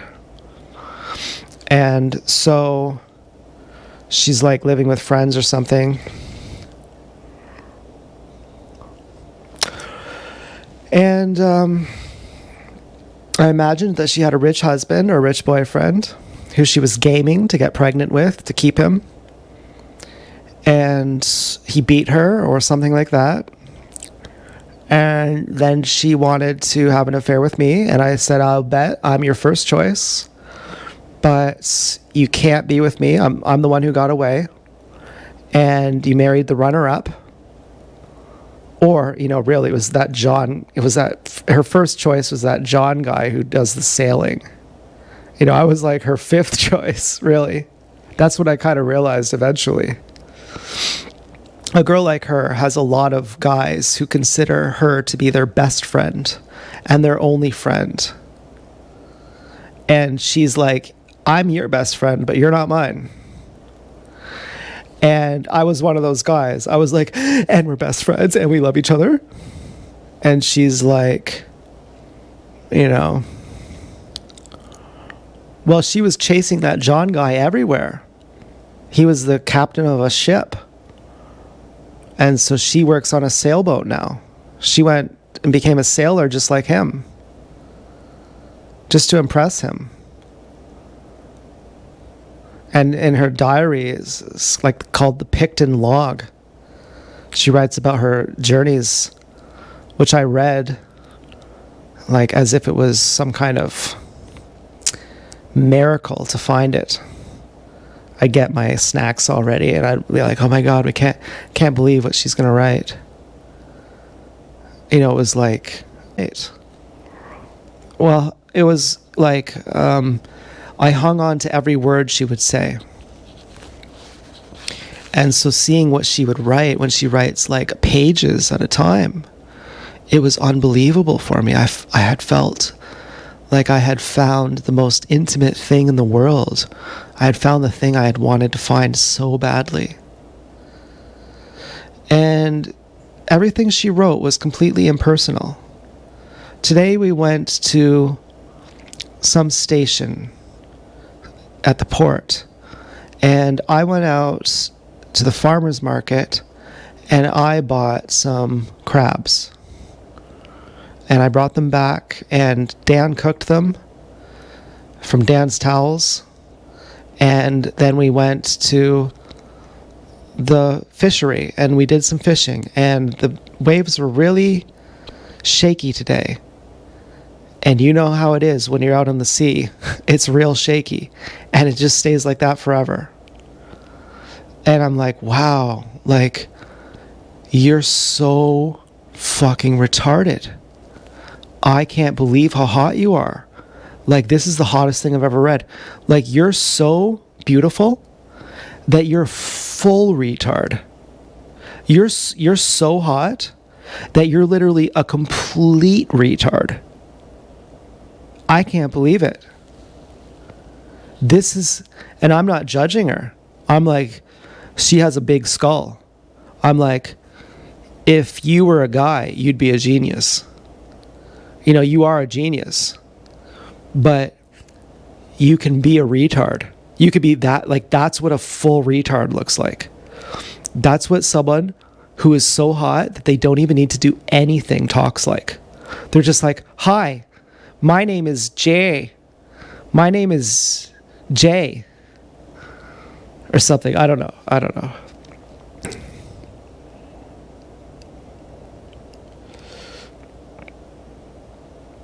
And they're like, I go to the factory Anyway, bye.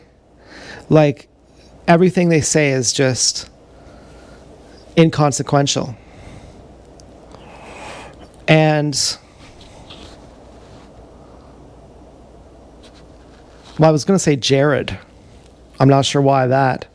Although she has a profile picture of herself kissing her brother on the lips, who's like 5.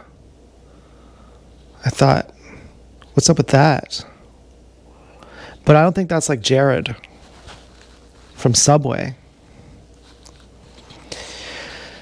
But maybe that association came up. I don't know. But I self-censored when I said that. Hi, my name is Jared. Well, maybe it's just a normal name too.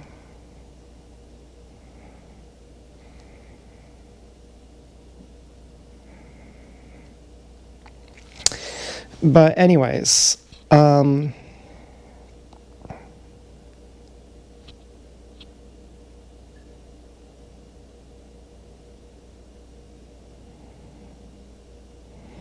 well, Chelsea was the first person who made me feel not like I was a bad person.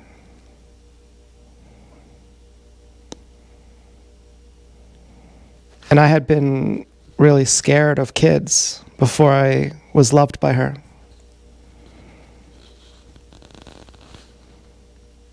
Because of being strangled when I was 13 for an off-color joke I made to my cousin, who was like 4. And then because the government had a guy assault me sexually for that. And who was like in his 30s. And but being strangled was much worse. And thinking that the guy who assaulted me was sent there on behalf of my family was much worse. But anyways, so yeah, that's probably why Jared came up when I was like doing my impression of Chelsea. Hi, I'm Jared. But anyways, I don't think it had anything to do with her profile picture. It didn't. But anyways, so I had realized that she didn't love me. Or that she did, but she wouldn't ever be with me because she was just a Wendy's whore who happened to be rich. But she couldn't get anything from her family. I mean, my dad is from a billionaire family, but he still like lives an ordinary life. He's lived with money though. He's had lots of money though. He's had his own businesses. He's paid for people's dinners. He's been the person who pays for everyone's dinner all the time. And like all his friends' dinners, not just family. You know, with family, there's usually one person who'll get everyone's bill, but he'll get it with everyone, all of his friends. And which that kind of thing adds up. You can spend a lot of money doing that. But anyways, you know, so I don't know what the deal was with her. I was like, I guess you're a Wendy's whore. I guess you really love me, but you can never be with me because I'm not rich. And so I felt like I was her first choice, but I was the one who got away. Or like, you know, she was always chasing that John guy, but she still indulged me a little bit. But I'm sure that guy was rich. I mean, Chelsea is a worker. Like, she's someone who has a job. Like, she doesn't just do nothing. But I would imagine that maybe now she still works. I don't really know what she does. The last time I saw her on LinkedIn was maybe like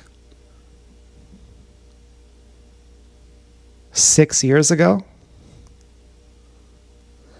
And she was still working at that ship. And I didn't even mean to see her there, but I signed in on, I got a LinkedIn profile to send someone a message. And to send them a message about foreskin restoration. And it just added everyone who I know. Like I could see, it's like, do you know this person? And it was like, yeah, I know all these people. And it's like, why don't you add them or something? I was like, no way. And because I don't want to look like I'm fucking adding them. I don't want to look like I'm signing into LinkedIn to talk to them. And so right when I'm finally understanding that she's gone, maybe I was the love of her life and she was giving me a second chance. Ultimately, I dumped her in a certain way that I was like, I'm going to say bullshit to you to make you dump me. Because I got really weird vibes from you.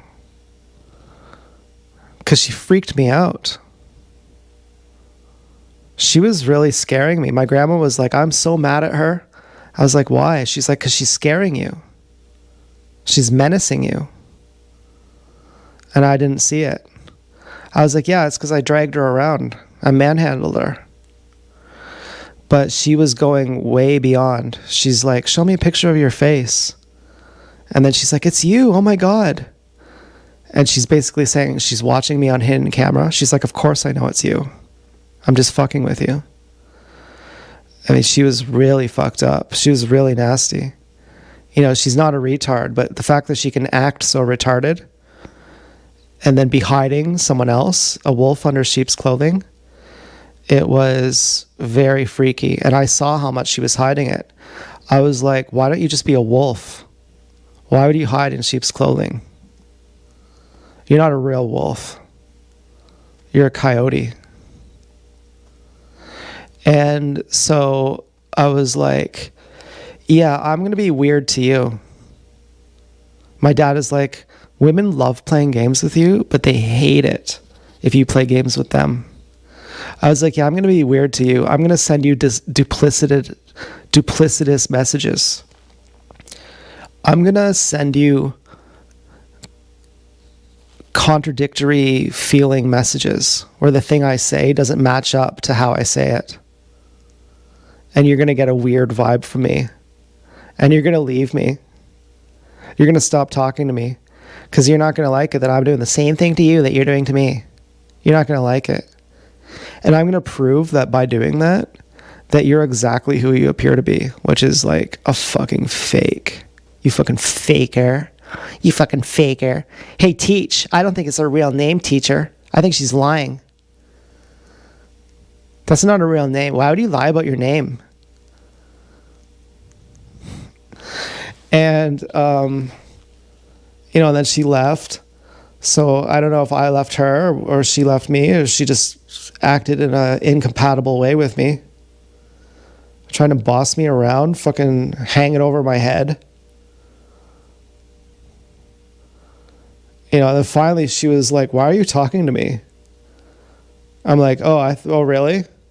I tried ignoring you and you fucking kept pestering at me.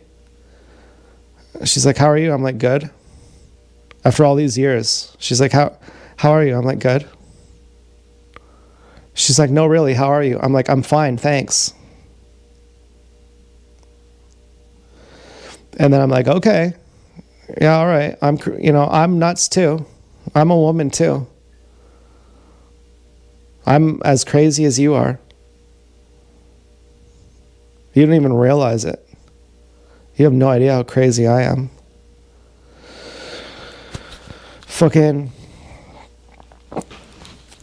I'm like you without saving face.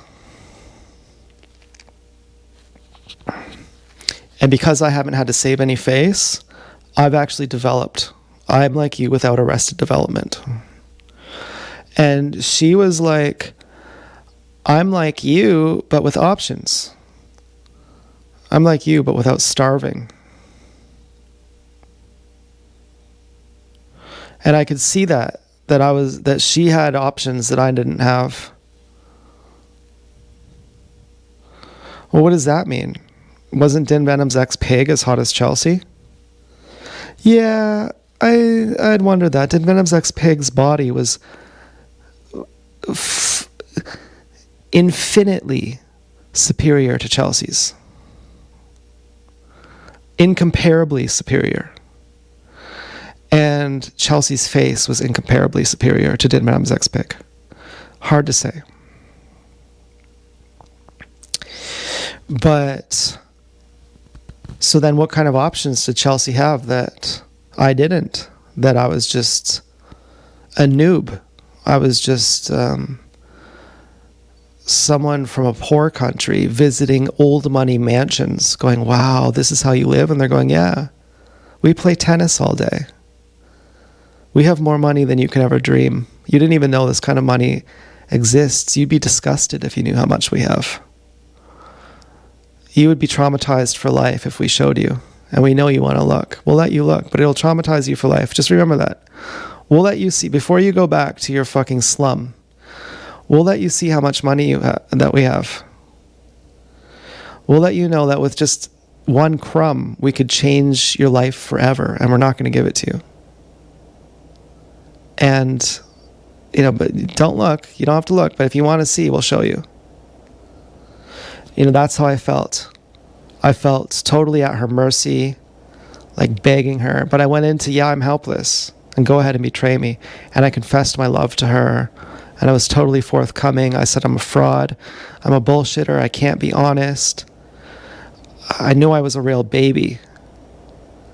I said that after I was being cryptic and bullshitting her and fronting like I was more strong than I was. And then I realized she was going to leave me. And so I just broke down to her, and I had all this pride because I felt that she was using me. And so it was very humiliating for me to say, you're the love of my life, and I dream of you, and I've been dreaming of you all these times, all these years. And I know you're here just to show me that you could be with me, but you won't. And I know you've been stalking me over the years, and I've seen you here and there. I've seen you stalking me over the years. And I've been dreaming of you the whole time. And I don't think you're going to be with me. And I love you more than anyone in the world. And you're the love of my life. And that's what I confessed to her. And it was extremely painful.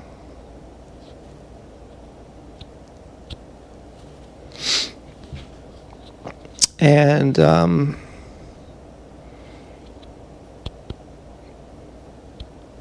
then she opened up. And she was talking with me and present with me and helping me go through things. And she called me babe. And I was just over the top. I said, I finally got Chelsea. I messaged Travis. I changed his name to Oliver. I said, Oliver, guess who I'm talking to?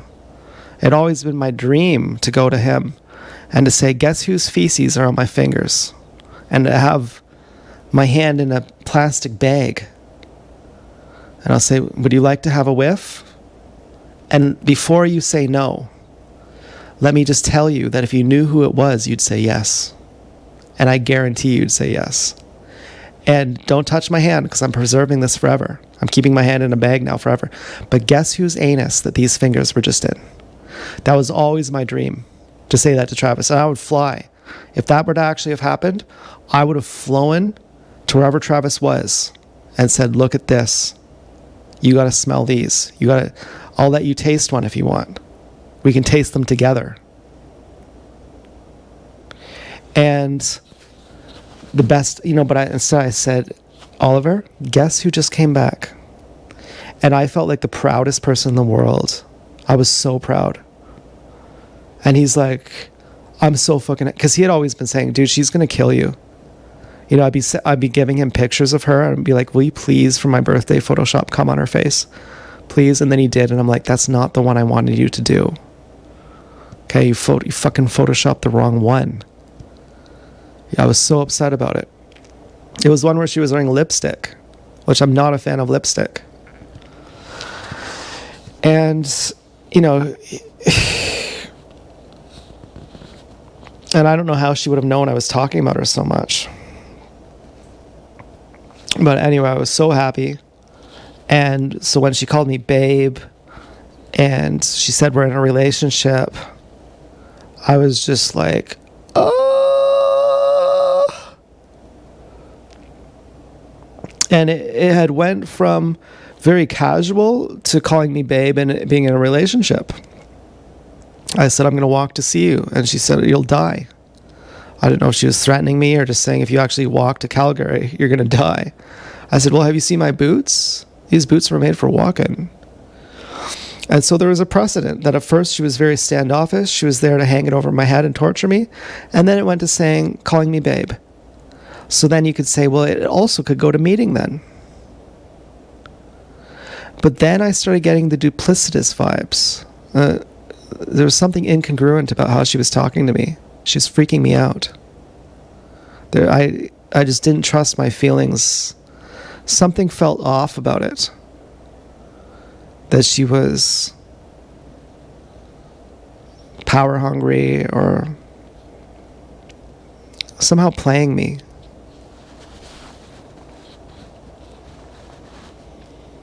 And so I reasoned, well, she's the love of my life, and I'm the one who got away.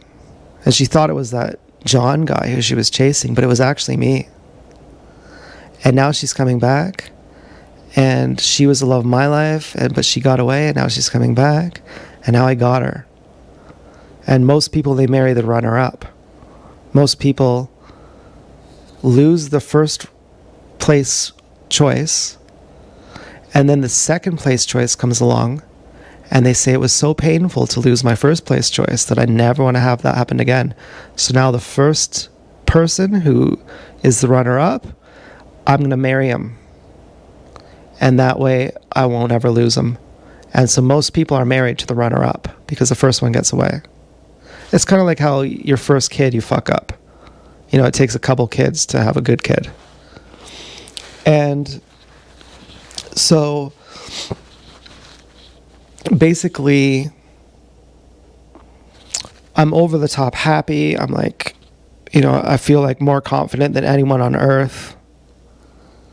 But I get the sense that she's using me, and that's unfair. So I say some stuff that's kind of fucked up. You know, just nothing overtly rude or crude or anything, but just stuff that's stupid. I just act a little bit stupid, and I know her tolerance for that is 0. I just say the same thing over a couple times. I just repeat myself a couple times, kind of drone on autopilot for a minute. She's like, oh, you lost the fire? Then goodbye. You're talking to me on autopilot mode? Well, goodbye. I only talk to real daddies. I don't talk to autopilots. I don't talk to NPCs. I'm like, yeah, I'm doing NPC mode. What do you think? You're doing some fakery on me. You're acting like a sheep when you're a wolf. Well, I'll act like an NPC too. I'll act like a sheep too. You think it's different? You think because you're a girl you can act like a sheep? I'll act like a sheep too, and I'll show you that you'll dump me instantly for doing exactly the same thing that you're doing. And you'll act like you're different because you're privileged, because you're a girl. You're a girl. You're a girl. So what was the difference between us? That I was totally like a poor person visiting an old money mansion. The difference was money. That she's a Wendy's whore. My dad said when I was freaking out with my pig, do you need money? I was like, what? He's like, you're having all these problems with your pig. She's cheating on you, you're freaking out, you're angry about things. Do you need money? Is that what it is?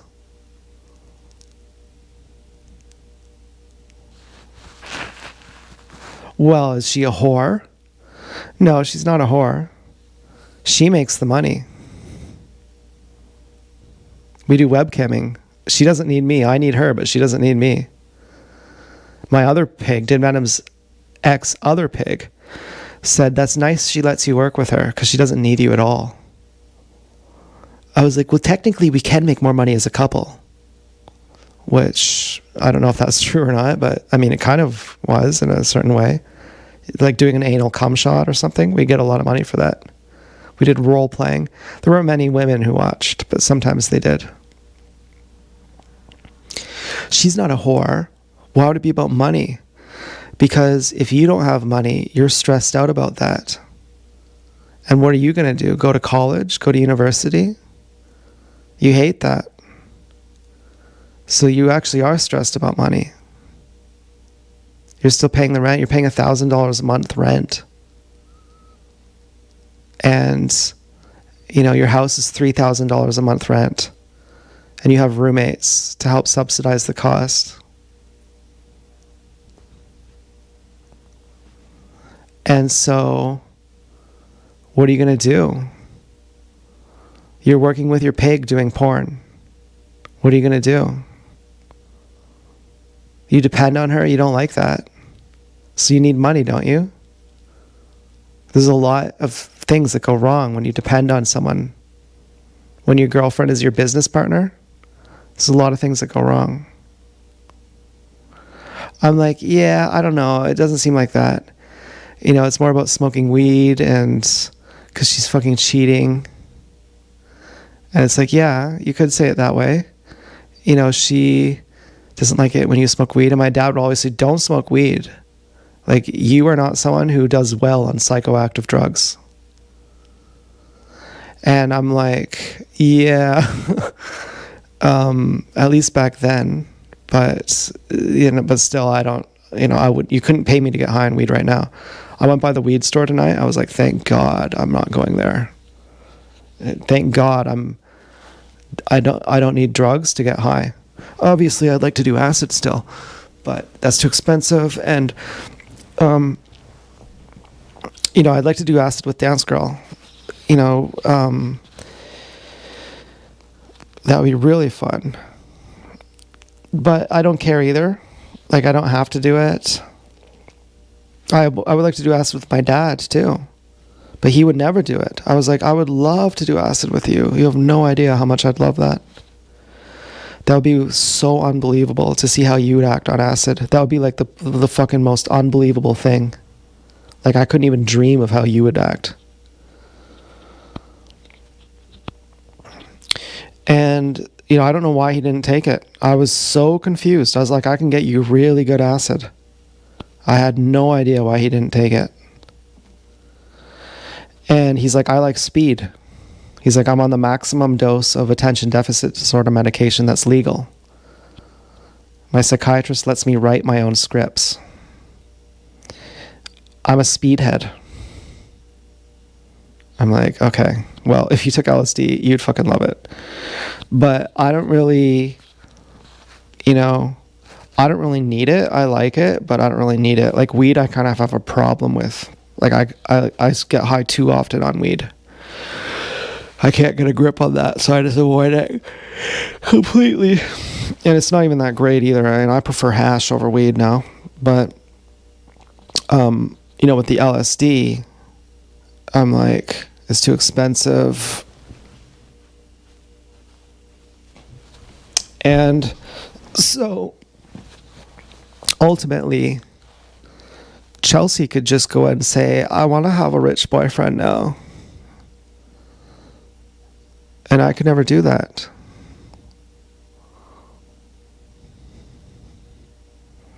But strangely, she ended up working on a ship. She still works. I don't know if she just wants a better lifestyle. Or maybe I'm just too low class. Just not high functioning enough. I'll have like a volunteer job, live with my mom. She's like, I want a guy who is rich or at least has a full-time job. I don't know.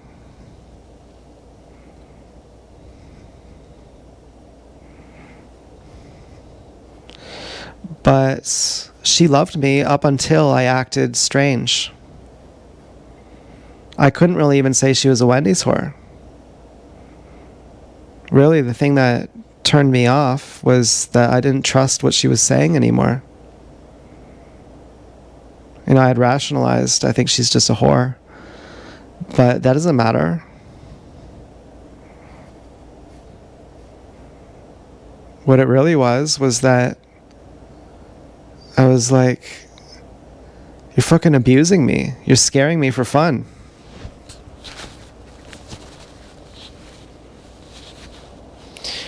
But it still counted when she said, by implication, that she has had luxuries that I can't even dream of.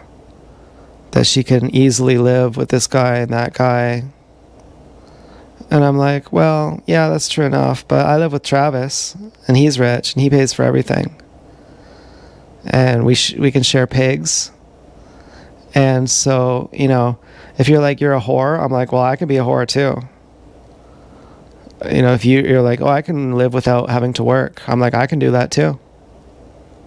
I can live without my parents and not having to work either. I can do that too. And, you know, so ultimately it was just that she kept fucking with me. It freaked me out. She kept trying to have power over me.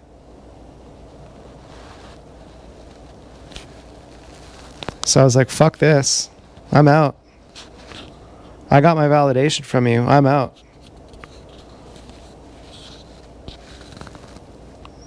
You know, I proved we can have a relationship.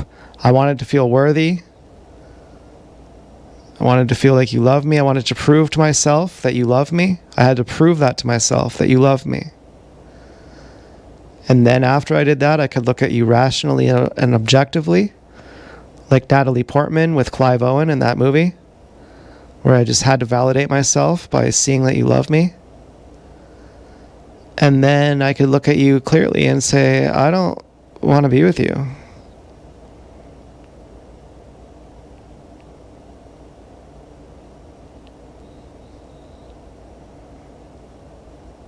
And I loved her too. You know, I love her too. But I don't want to be with her. Because it's fucking creepy. It's creepy. She's creepy. She's menacing. She reminds me of my crazy brother Cash. She's really roundabout menacing. She's super subtle.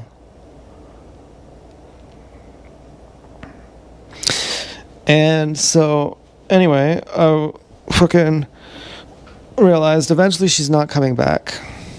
And I didn't even realize that I had sabotaged the relationship with her too. And that I had done that out of my wisdom. That, you know, I'm actually getting creepy vibes from you. So goodbye. You know, I didn't even realize that. So I started counting the years. I got to year 5. Give or take. Yeah, I think it was the 5th year. I couldn't believe how quickly the years were going by. And I finally broke down and I said, she's not coming back. And I had been planning on we meet again when I was 50. And then maybe again when I was some other time. And that all the time in between those years would be my prison sentence. That my life was a prison without her. And then so, you know, I was like early 30s. And then I started like fucking freaking out with deep sadness. Because I had lived until that point believing that we were going to get back together. I watched La La Land with Ryan Gosling. I wanted so badly to text her, call her, and say, oh my God, what did I do? I ruined it. Come back. Oh my God. Like, I was deeply in love. Like, deeply in love. Like, crazily deeply in love. And, you know, I had been carrying her so intimately in my heart. And then one day, I had heard about foreskin restoration Instantly it made sense. And I said, she doesn't love me and she's not coming back. Now, what I didn't realize, the flip side of that is I don't love her and I'm not coming back to her either. Of course I love her, but not like that. And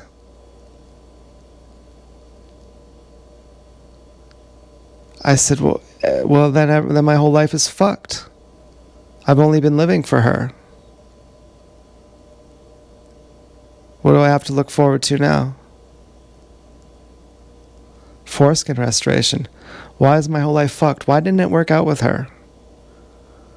I'd still thought she had dumped me at that point. I thought, why didn't it work out with her? Why didn't it work out with Dim Dam's ex-pig?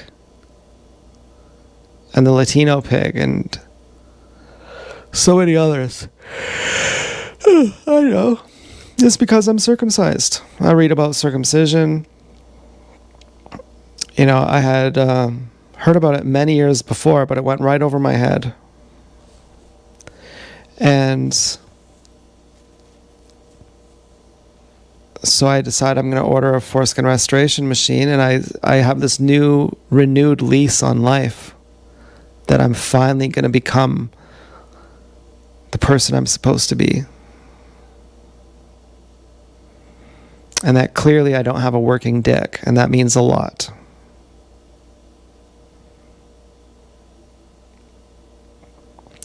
And then I told Helen about it, and I started going for walks with Helen. And Helen was with Joel, and she had just met Joel, and Helen really nursed me back to life. You know, she was the first person who was like a friend to me. I hadn't been talking to anyone. I was completely recluse. After Dim Dam's ex-pig, I just stopped talking to anyone. And then Chelsea was like the first person I talked to. And then I had Sub-Zero after Chelsea, who was my last girlfriend, my most previous girlfriend.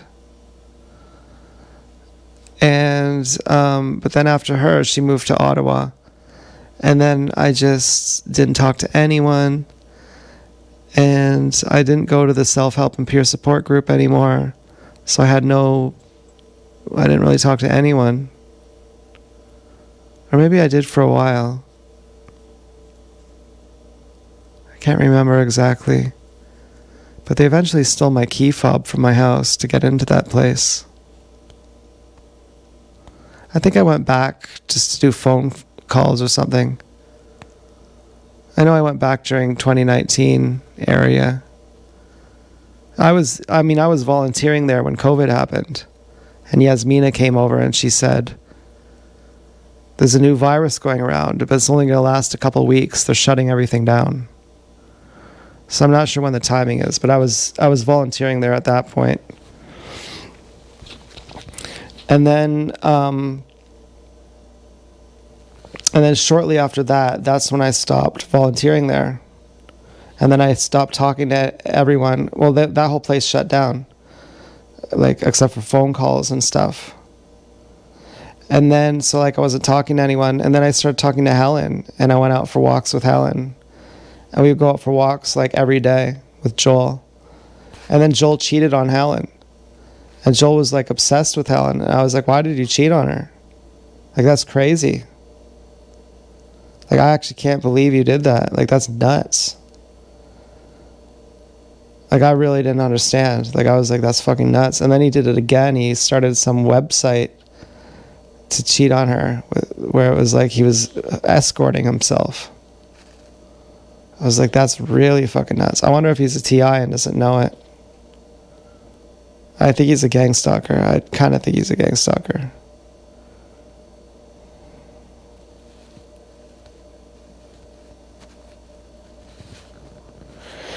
But, and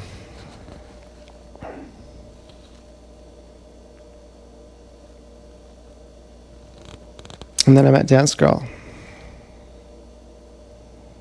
Then I met Rave Girl first, and then I met Dance Girl. Or maybe I met dance girl first and then I met rave girl.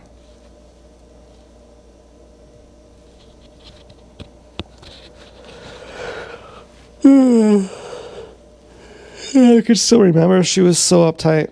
She's like, wasn't looking at me.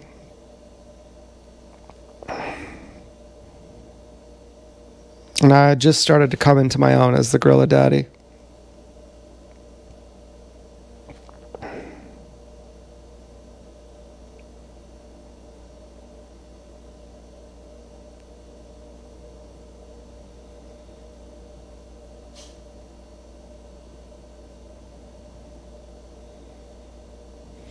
I mean, when I got Dance Girl's clothes last month, that was like a huge deal. And now I'm like in the thick of our melodrama.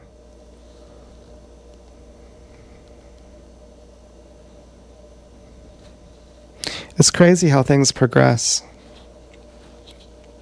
Alexa, second light black. Okay. Anyway, we're gearing down towards bed. I have a lot of dishes to do. I have to change the we got some. Could make some bread actually.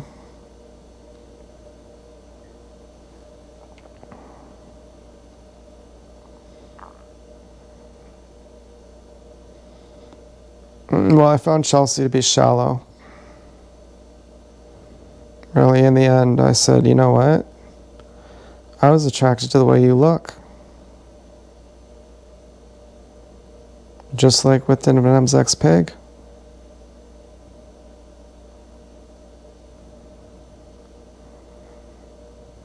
I never knew. You know, a guy who likes tits will never have a girlfriend with big tits.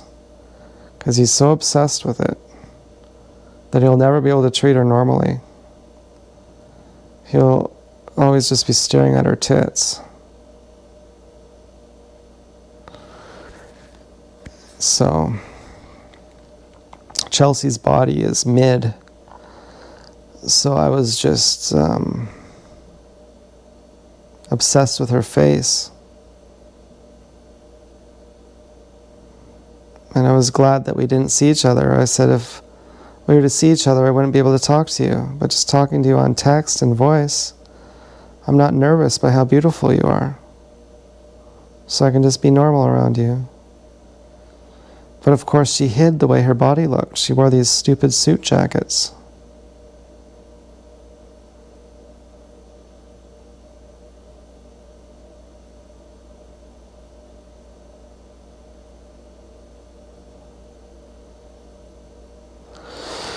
And so, you know, I thought she was an 11 out of 10, but she's actually just a 10.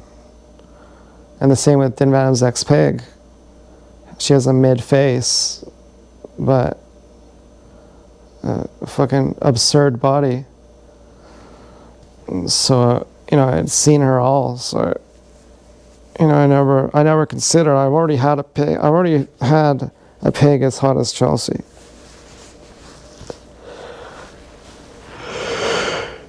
And it's not a big deal. And I actually don't get along with them. And if you marry a pig who's really hot, you know, it's not the same thing as being happy. So I was like, fuck that. Fuck these pigs. Sorry. I'd rather be alone. And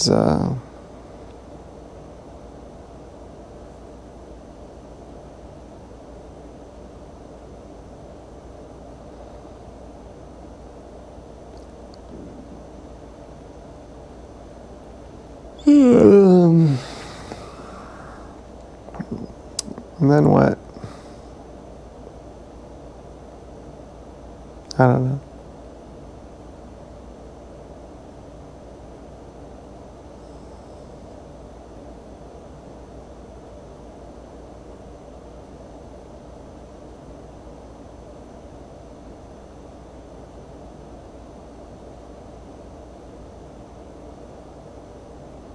So tired.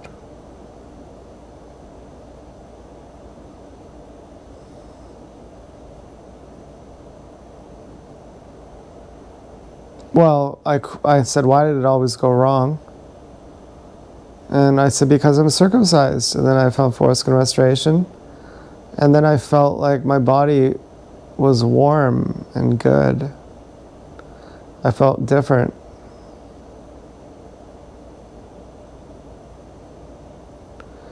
I said, this is the missing key. I never was able to feel good in my own body until now.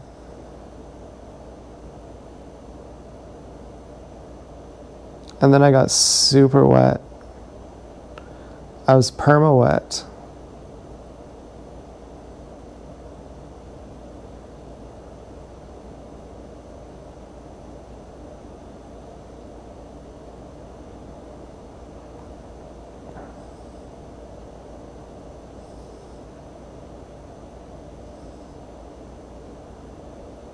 In a way, it was true.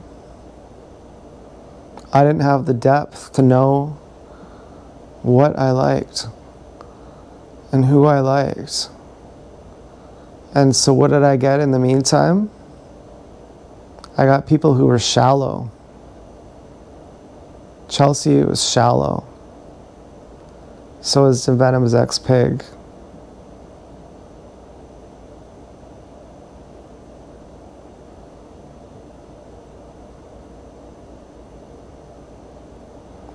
But I couldn't see it. I'm an old soul, but I couldn't see it because I had the blinders on.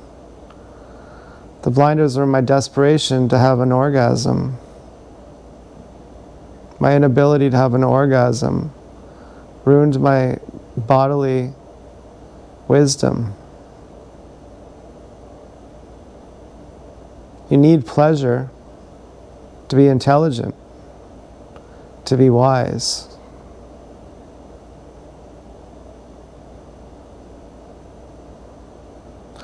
I can guess that Chelsea's dad and Dinvam's ex-pig's dad, other meat, are circumcised.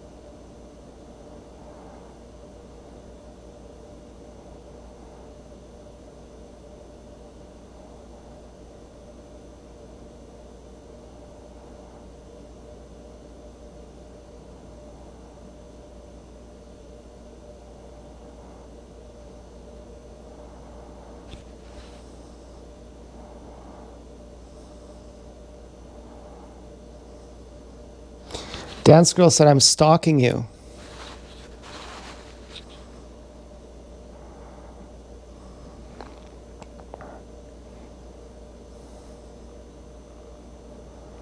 And then arguably, she ambiguously said, let's meet. because I didn't have it in my character to give an affirmative no to other pigs. Or she was just ambiguous. I don't know what. But Chelsea was spineless about it. So was Devanam's ex-pig spineless about her other boyfriends trying to keep me all to herself while she had other boyfriends.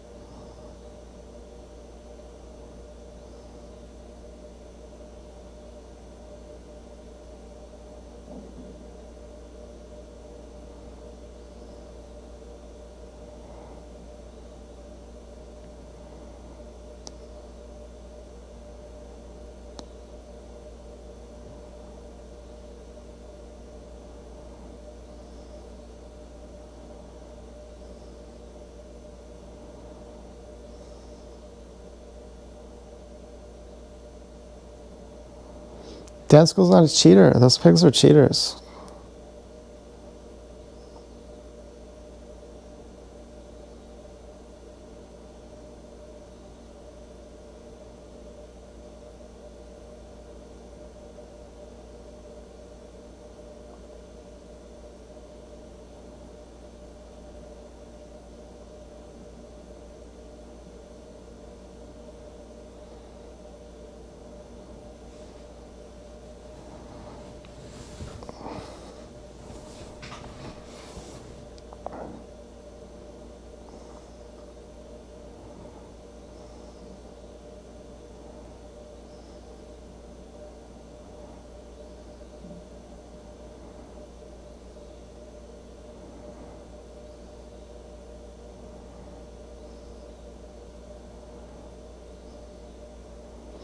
Now, can I get excited about Dance Girl, or am I dead inside?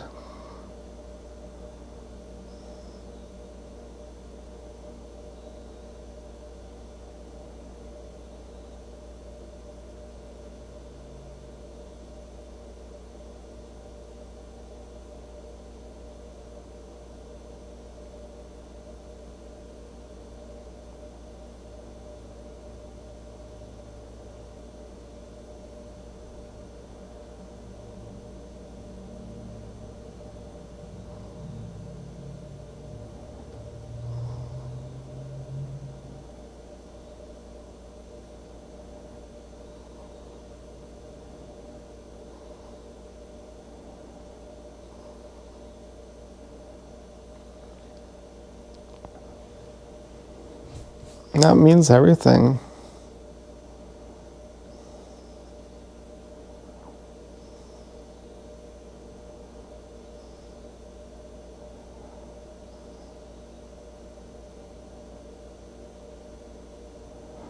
Maybe I misread. Maybe Dance goes like, actually, I got cum. Huh. Yeah, I don't know. I don't think so.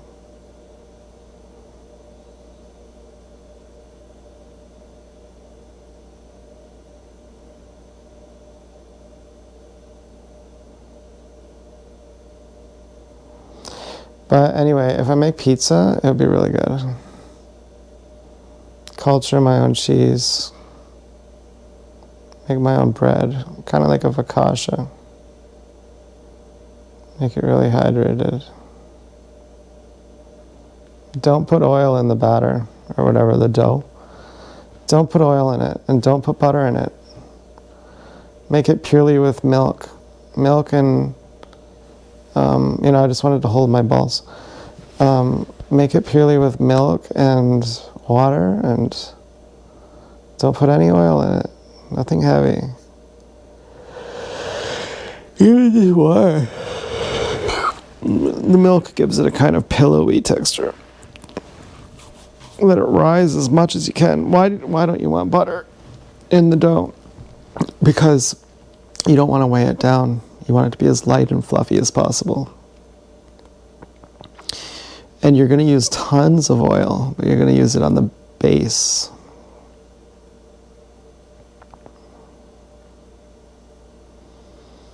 And so now I feel like Dance Girl belongs to me.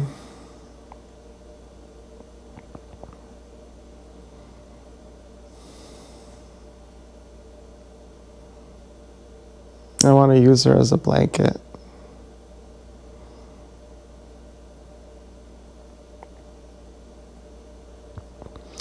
Hope she shows up on our dates.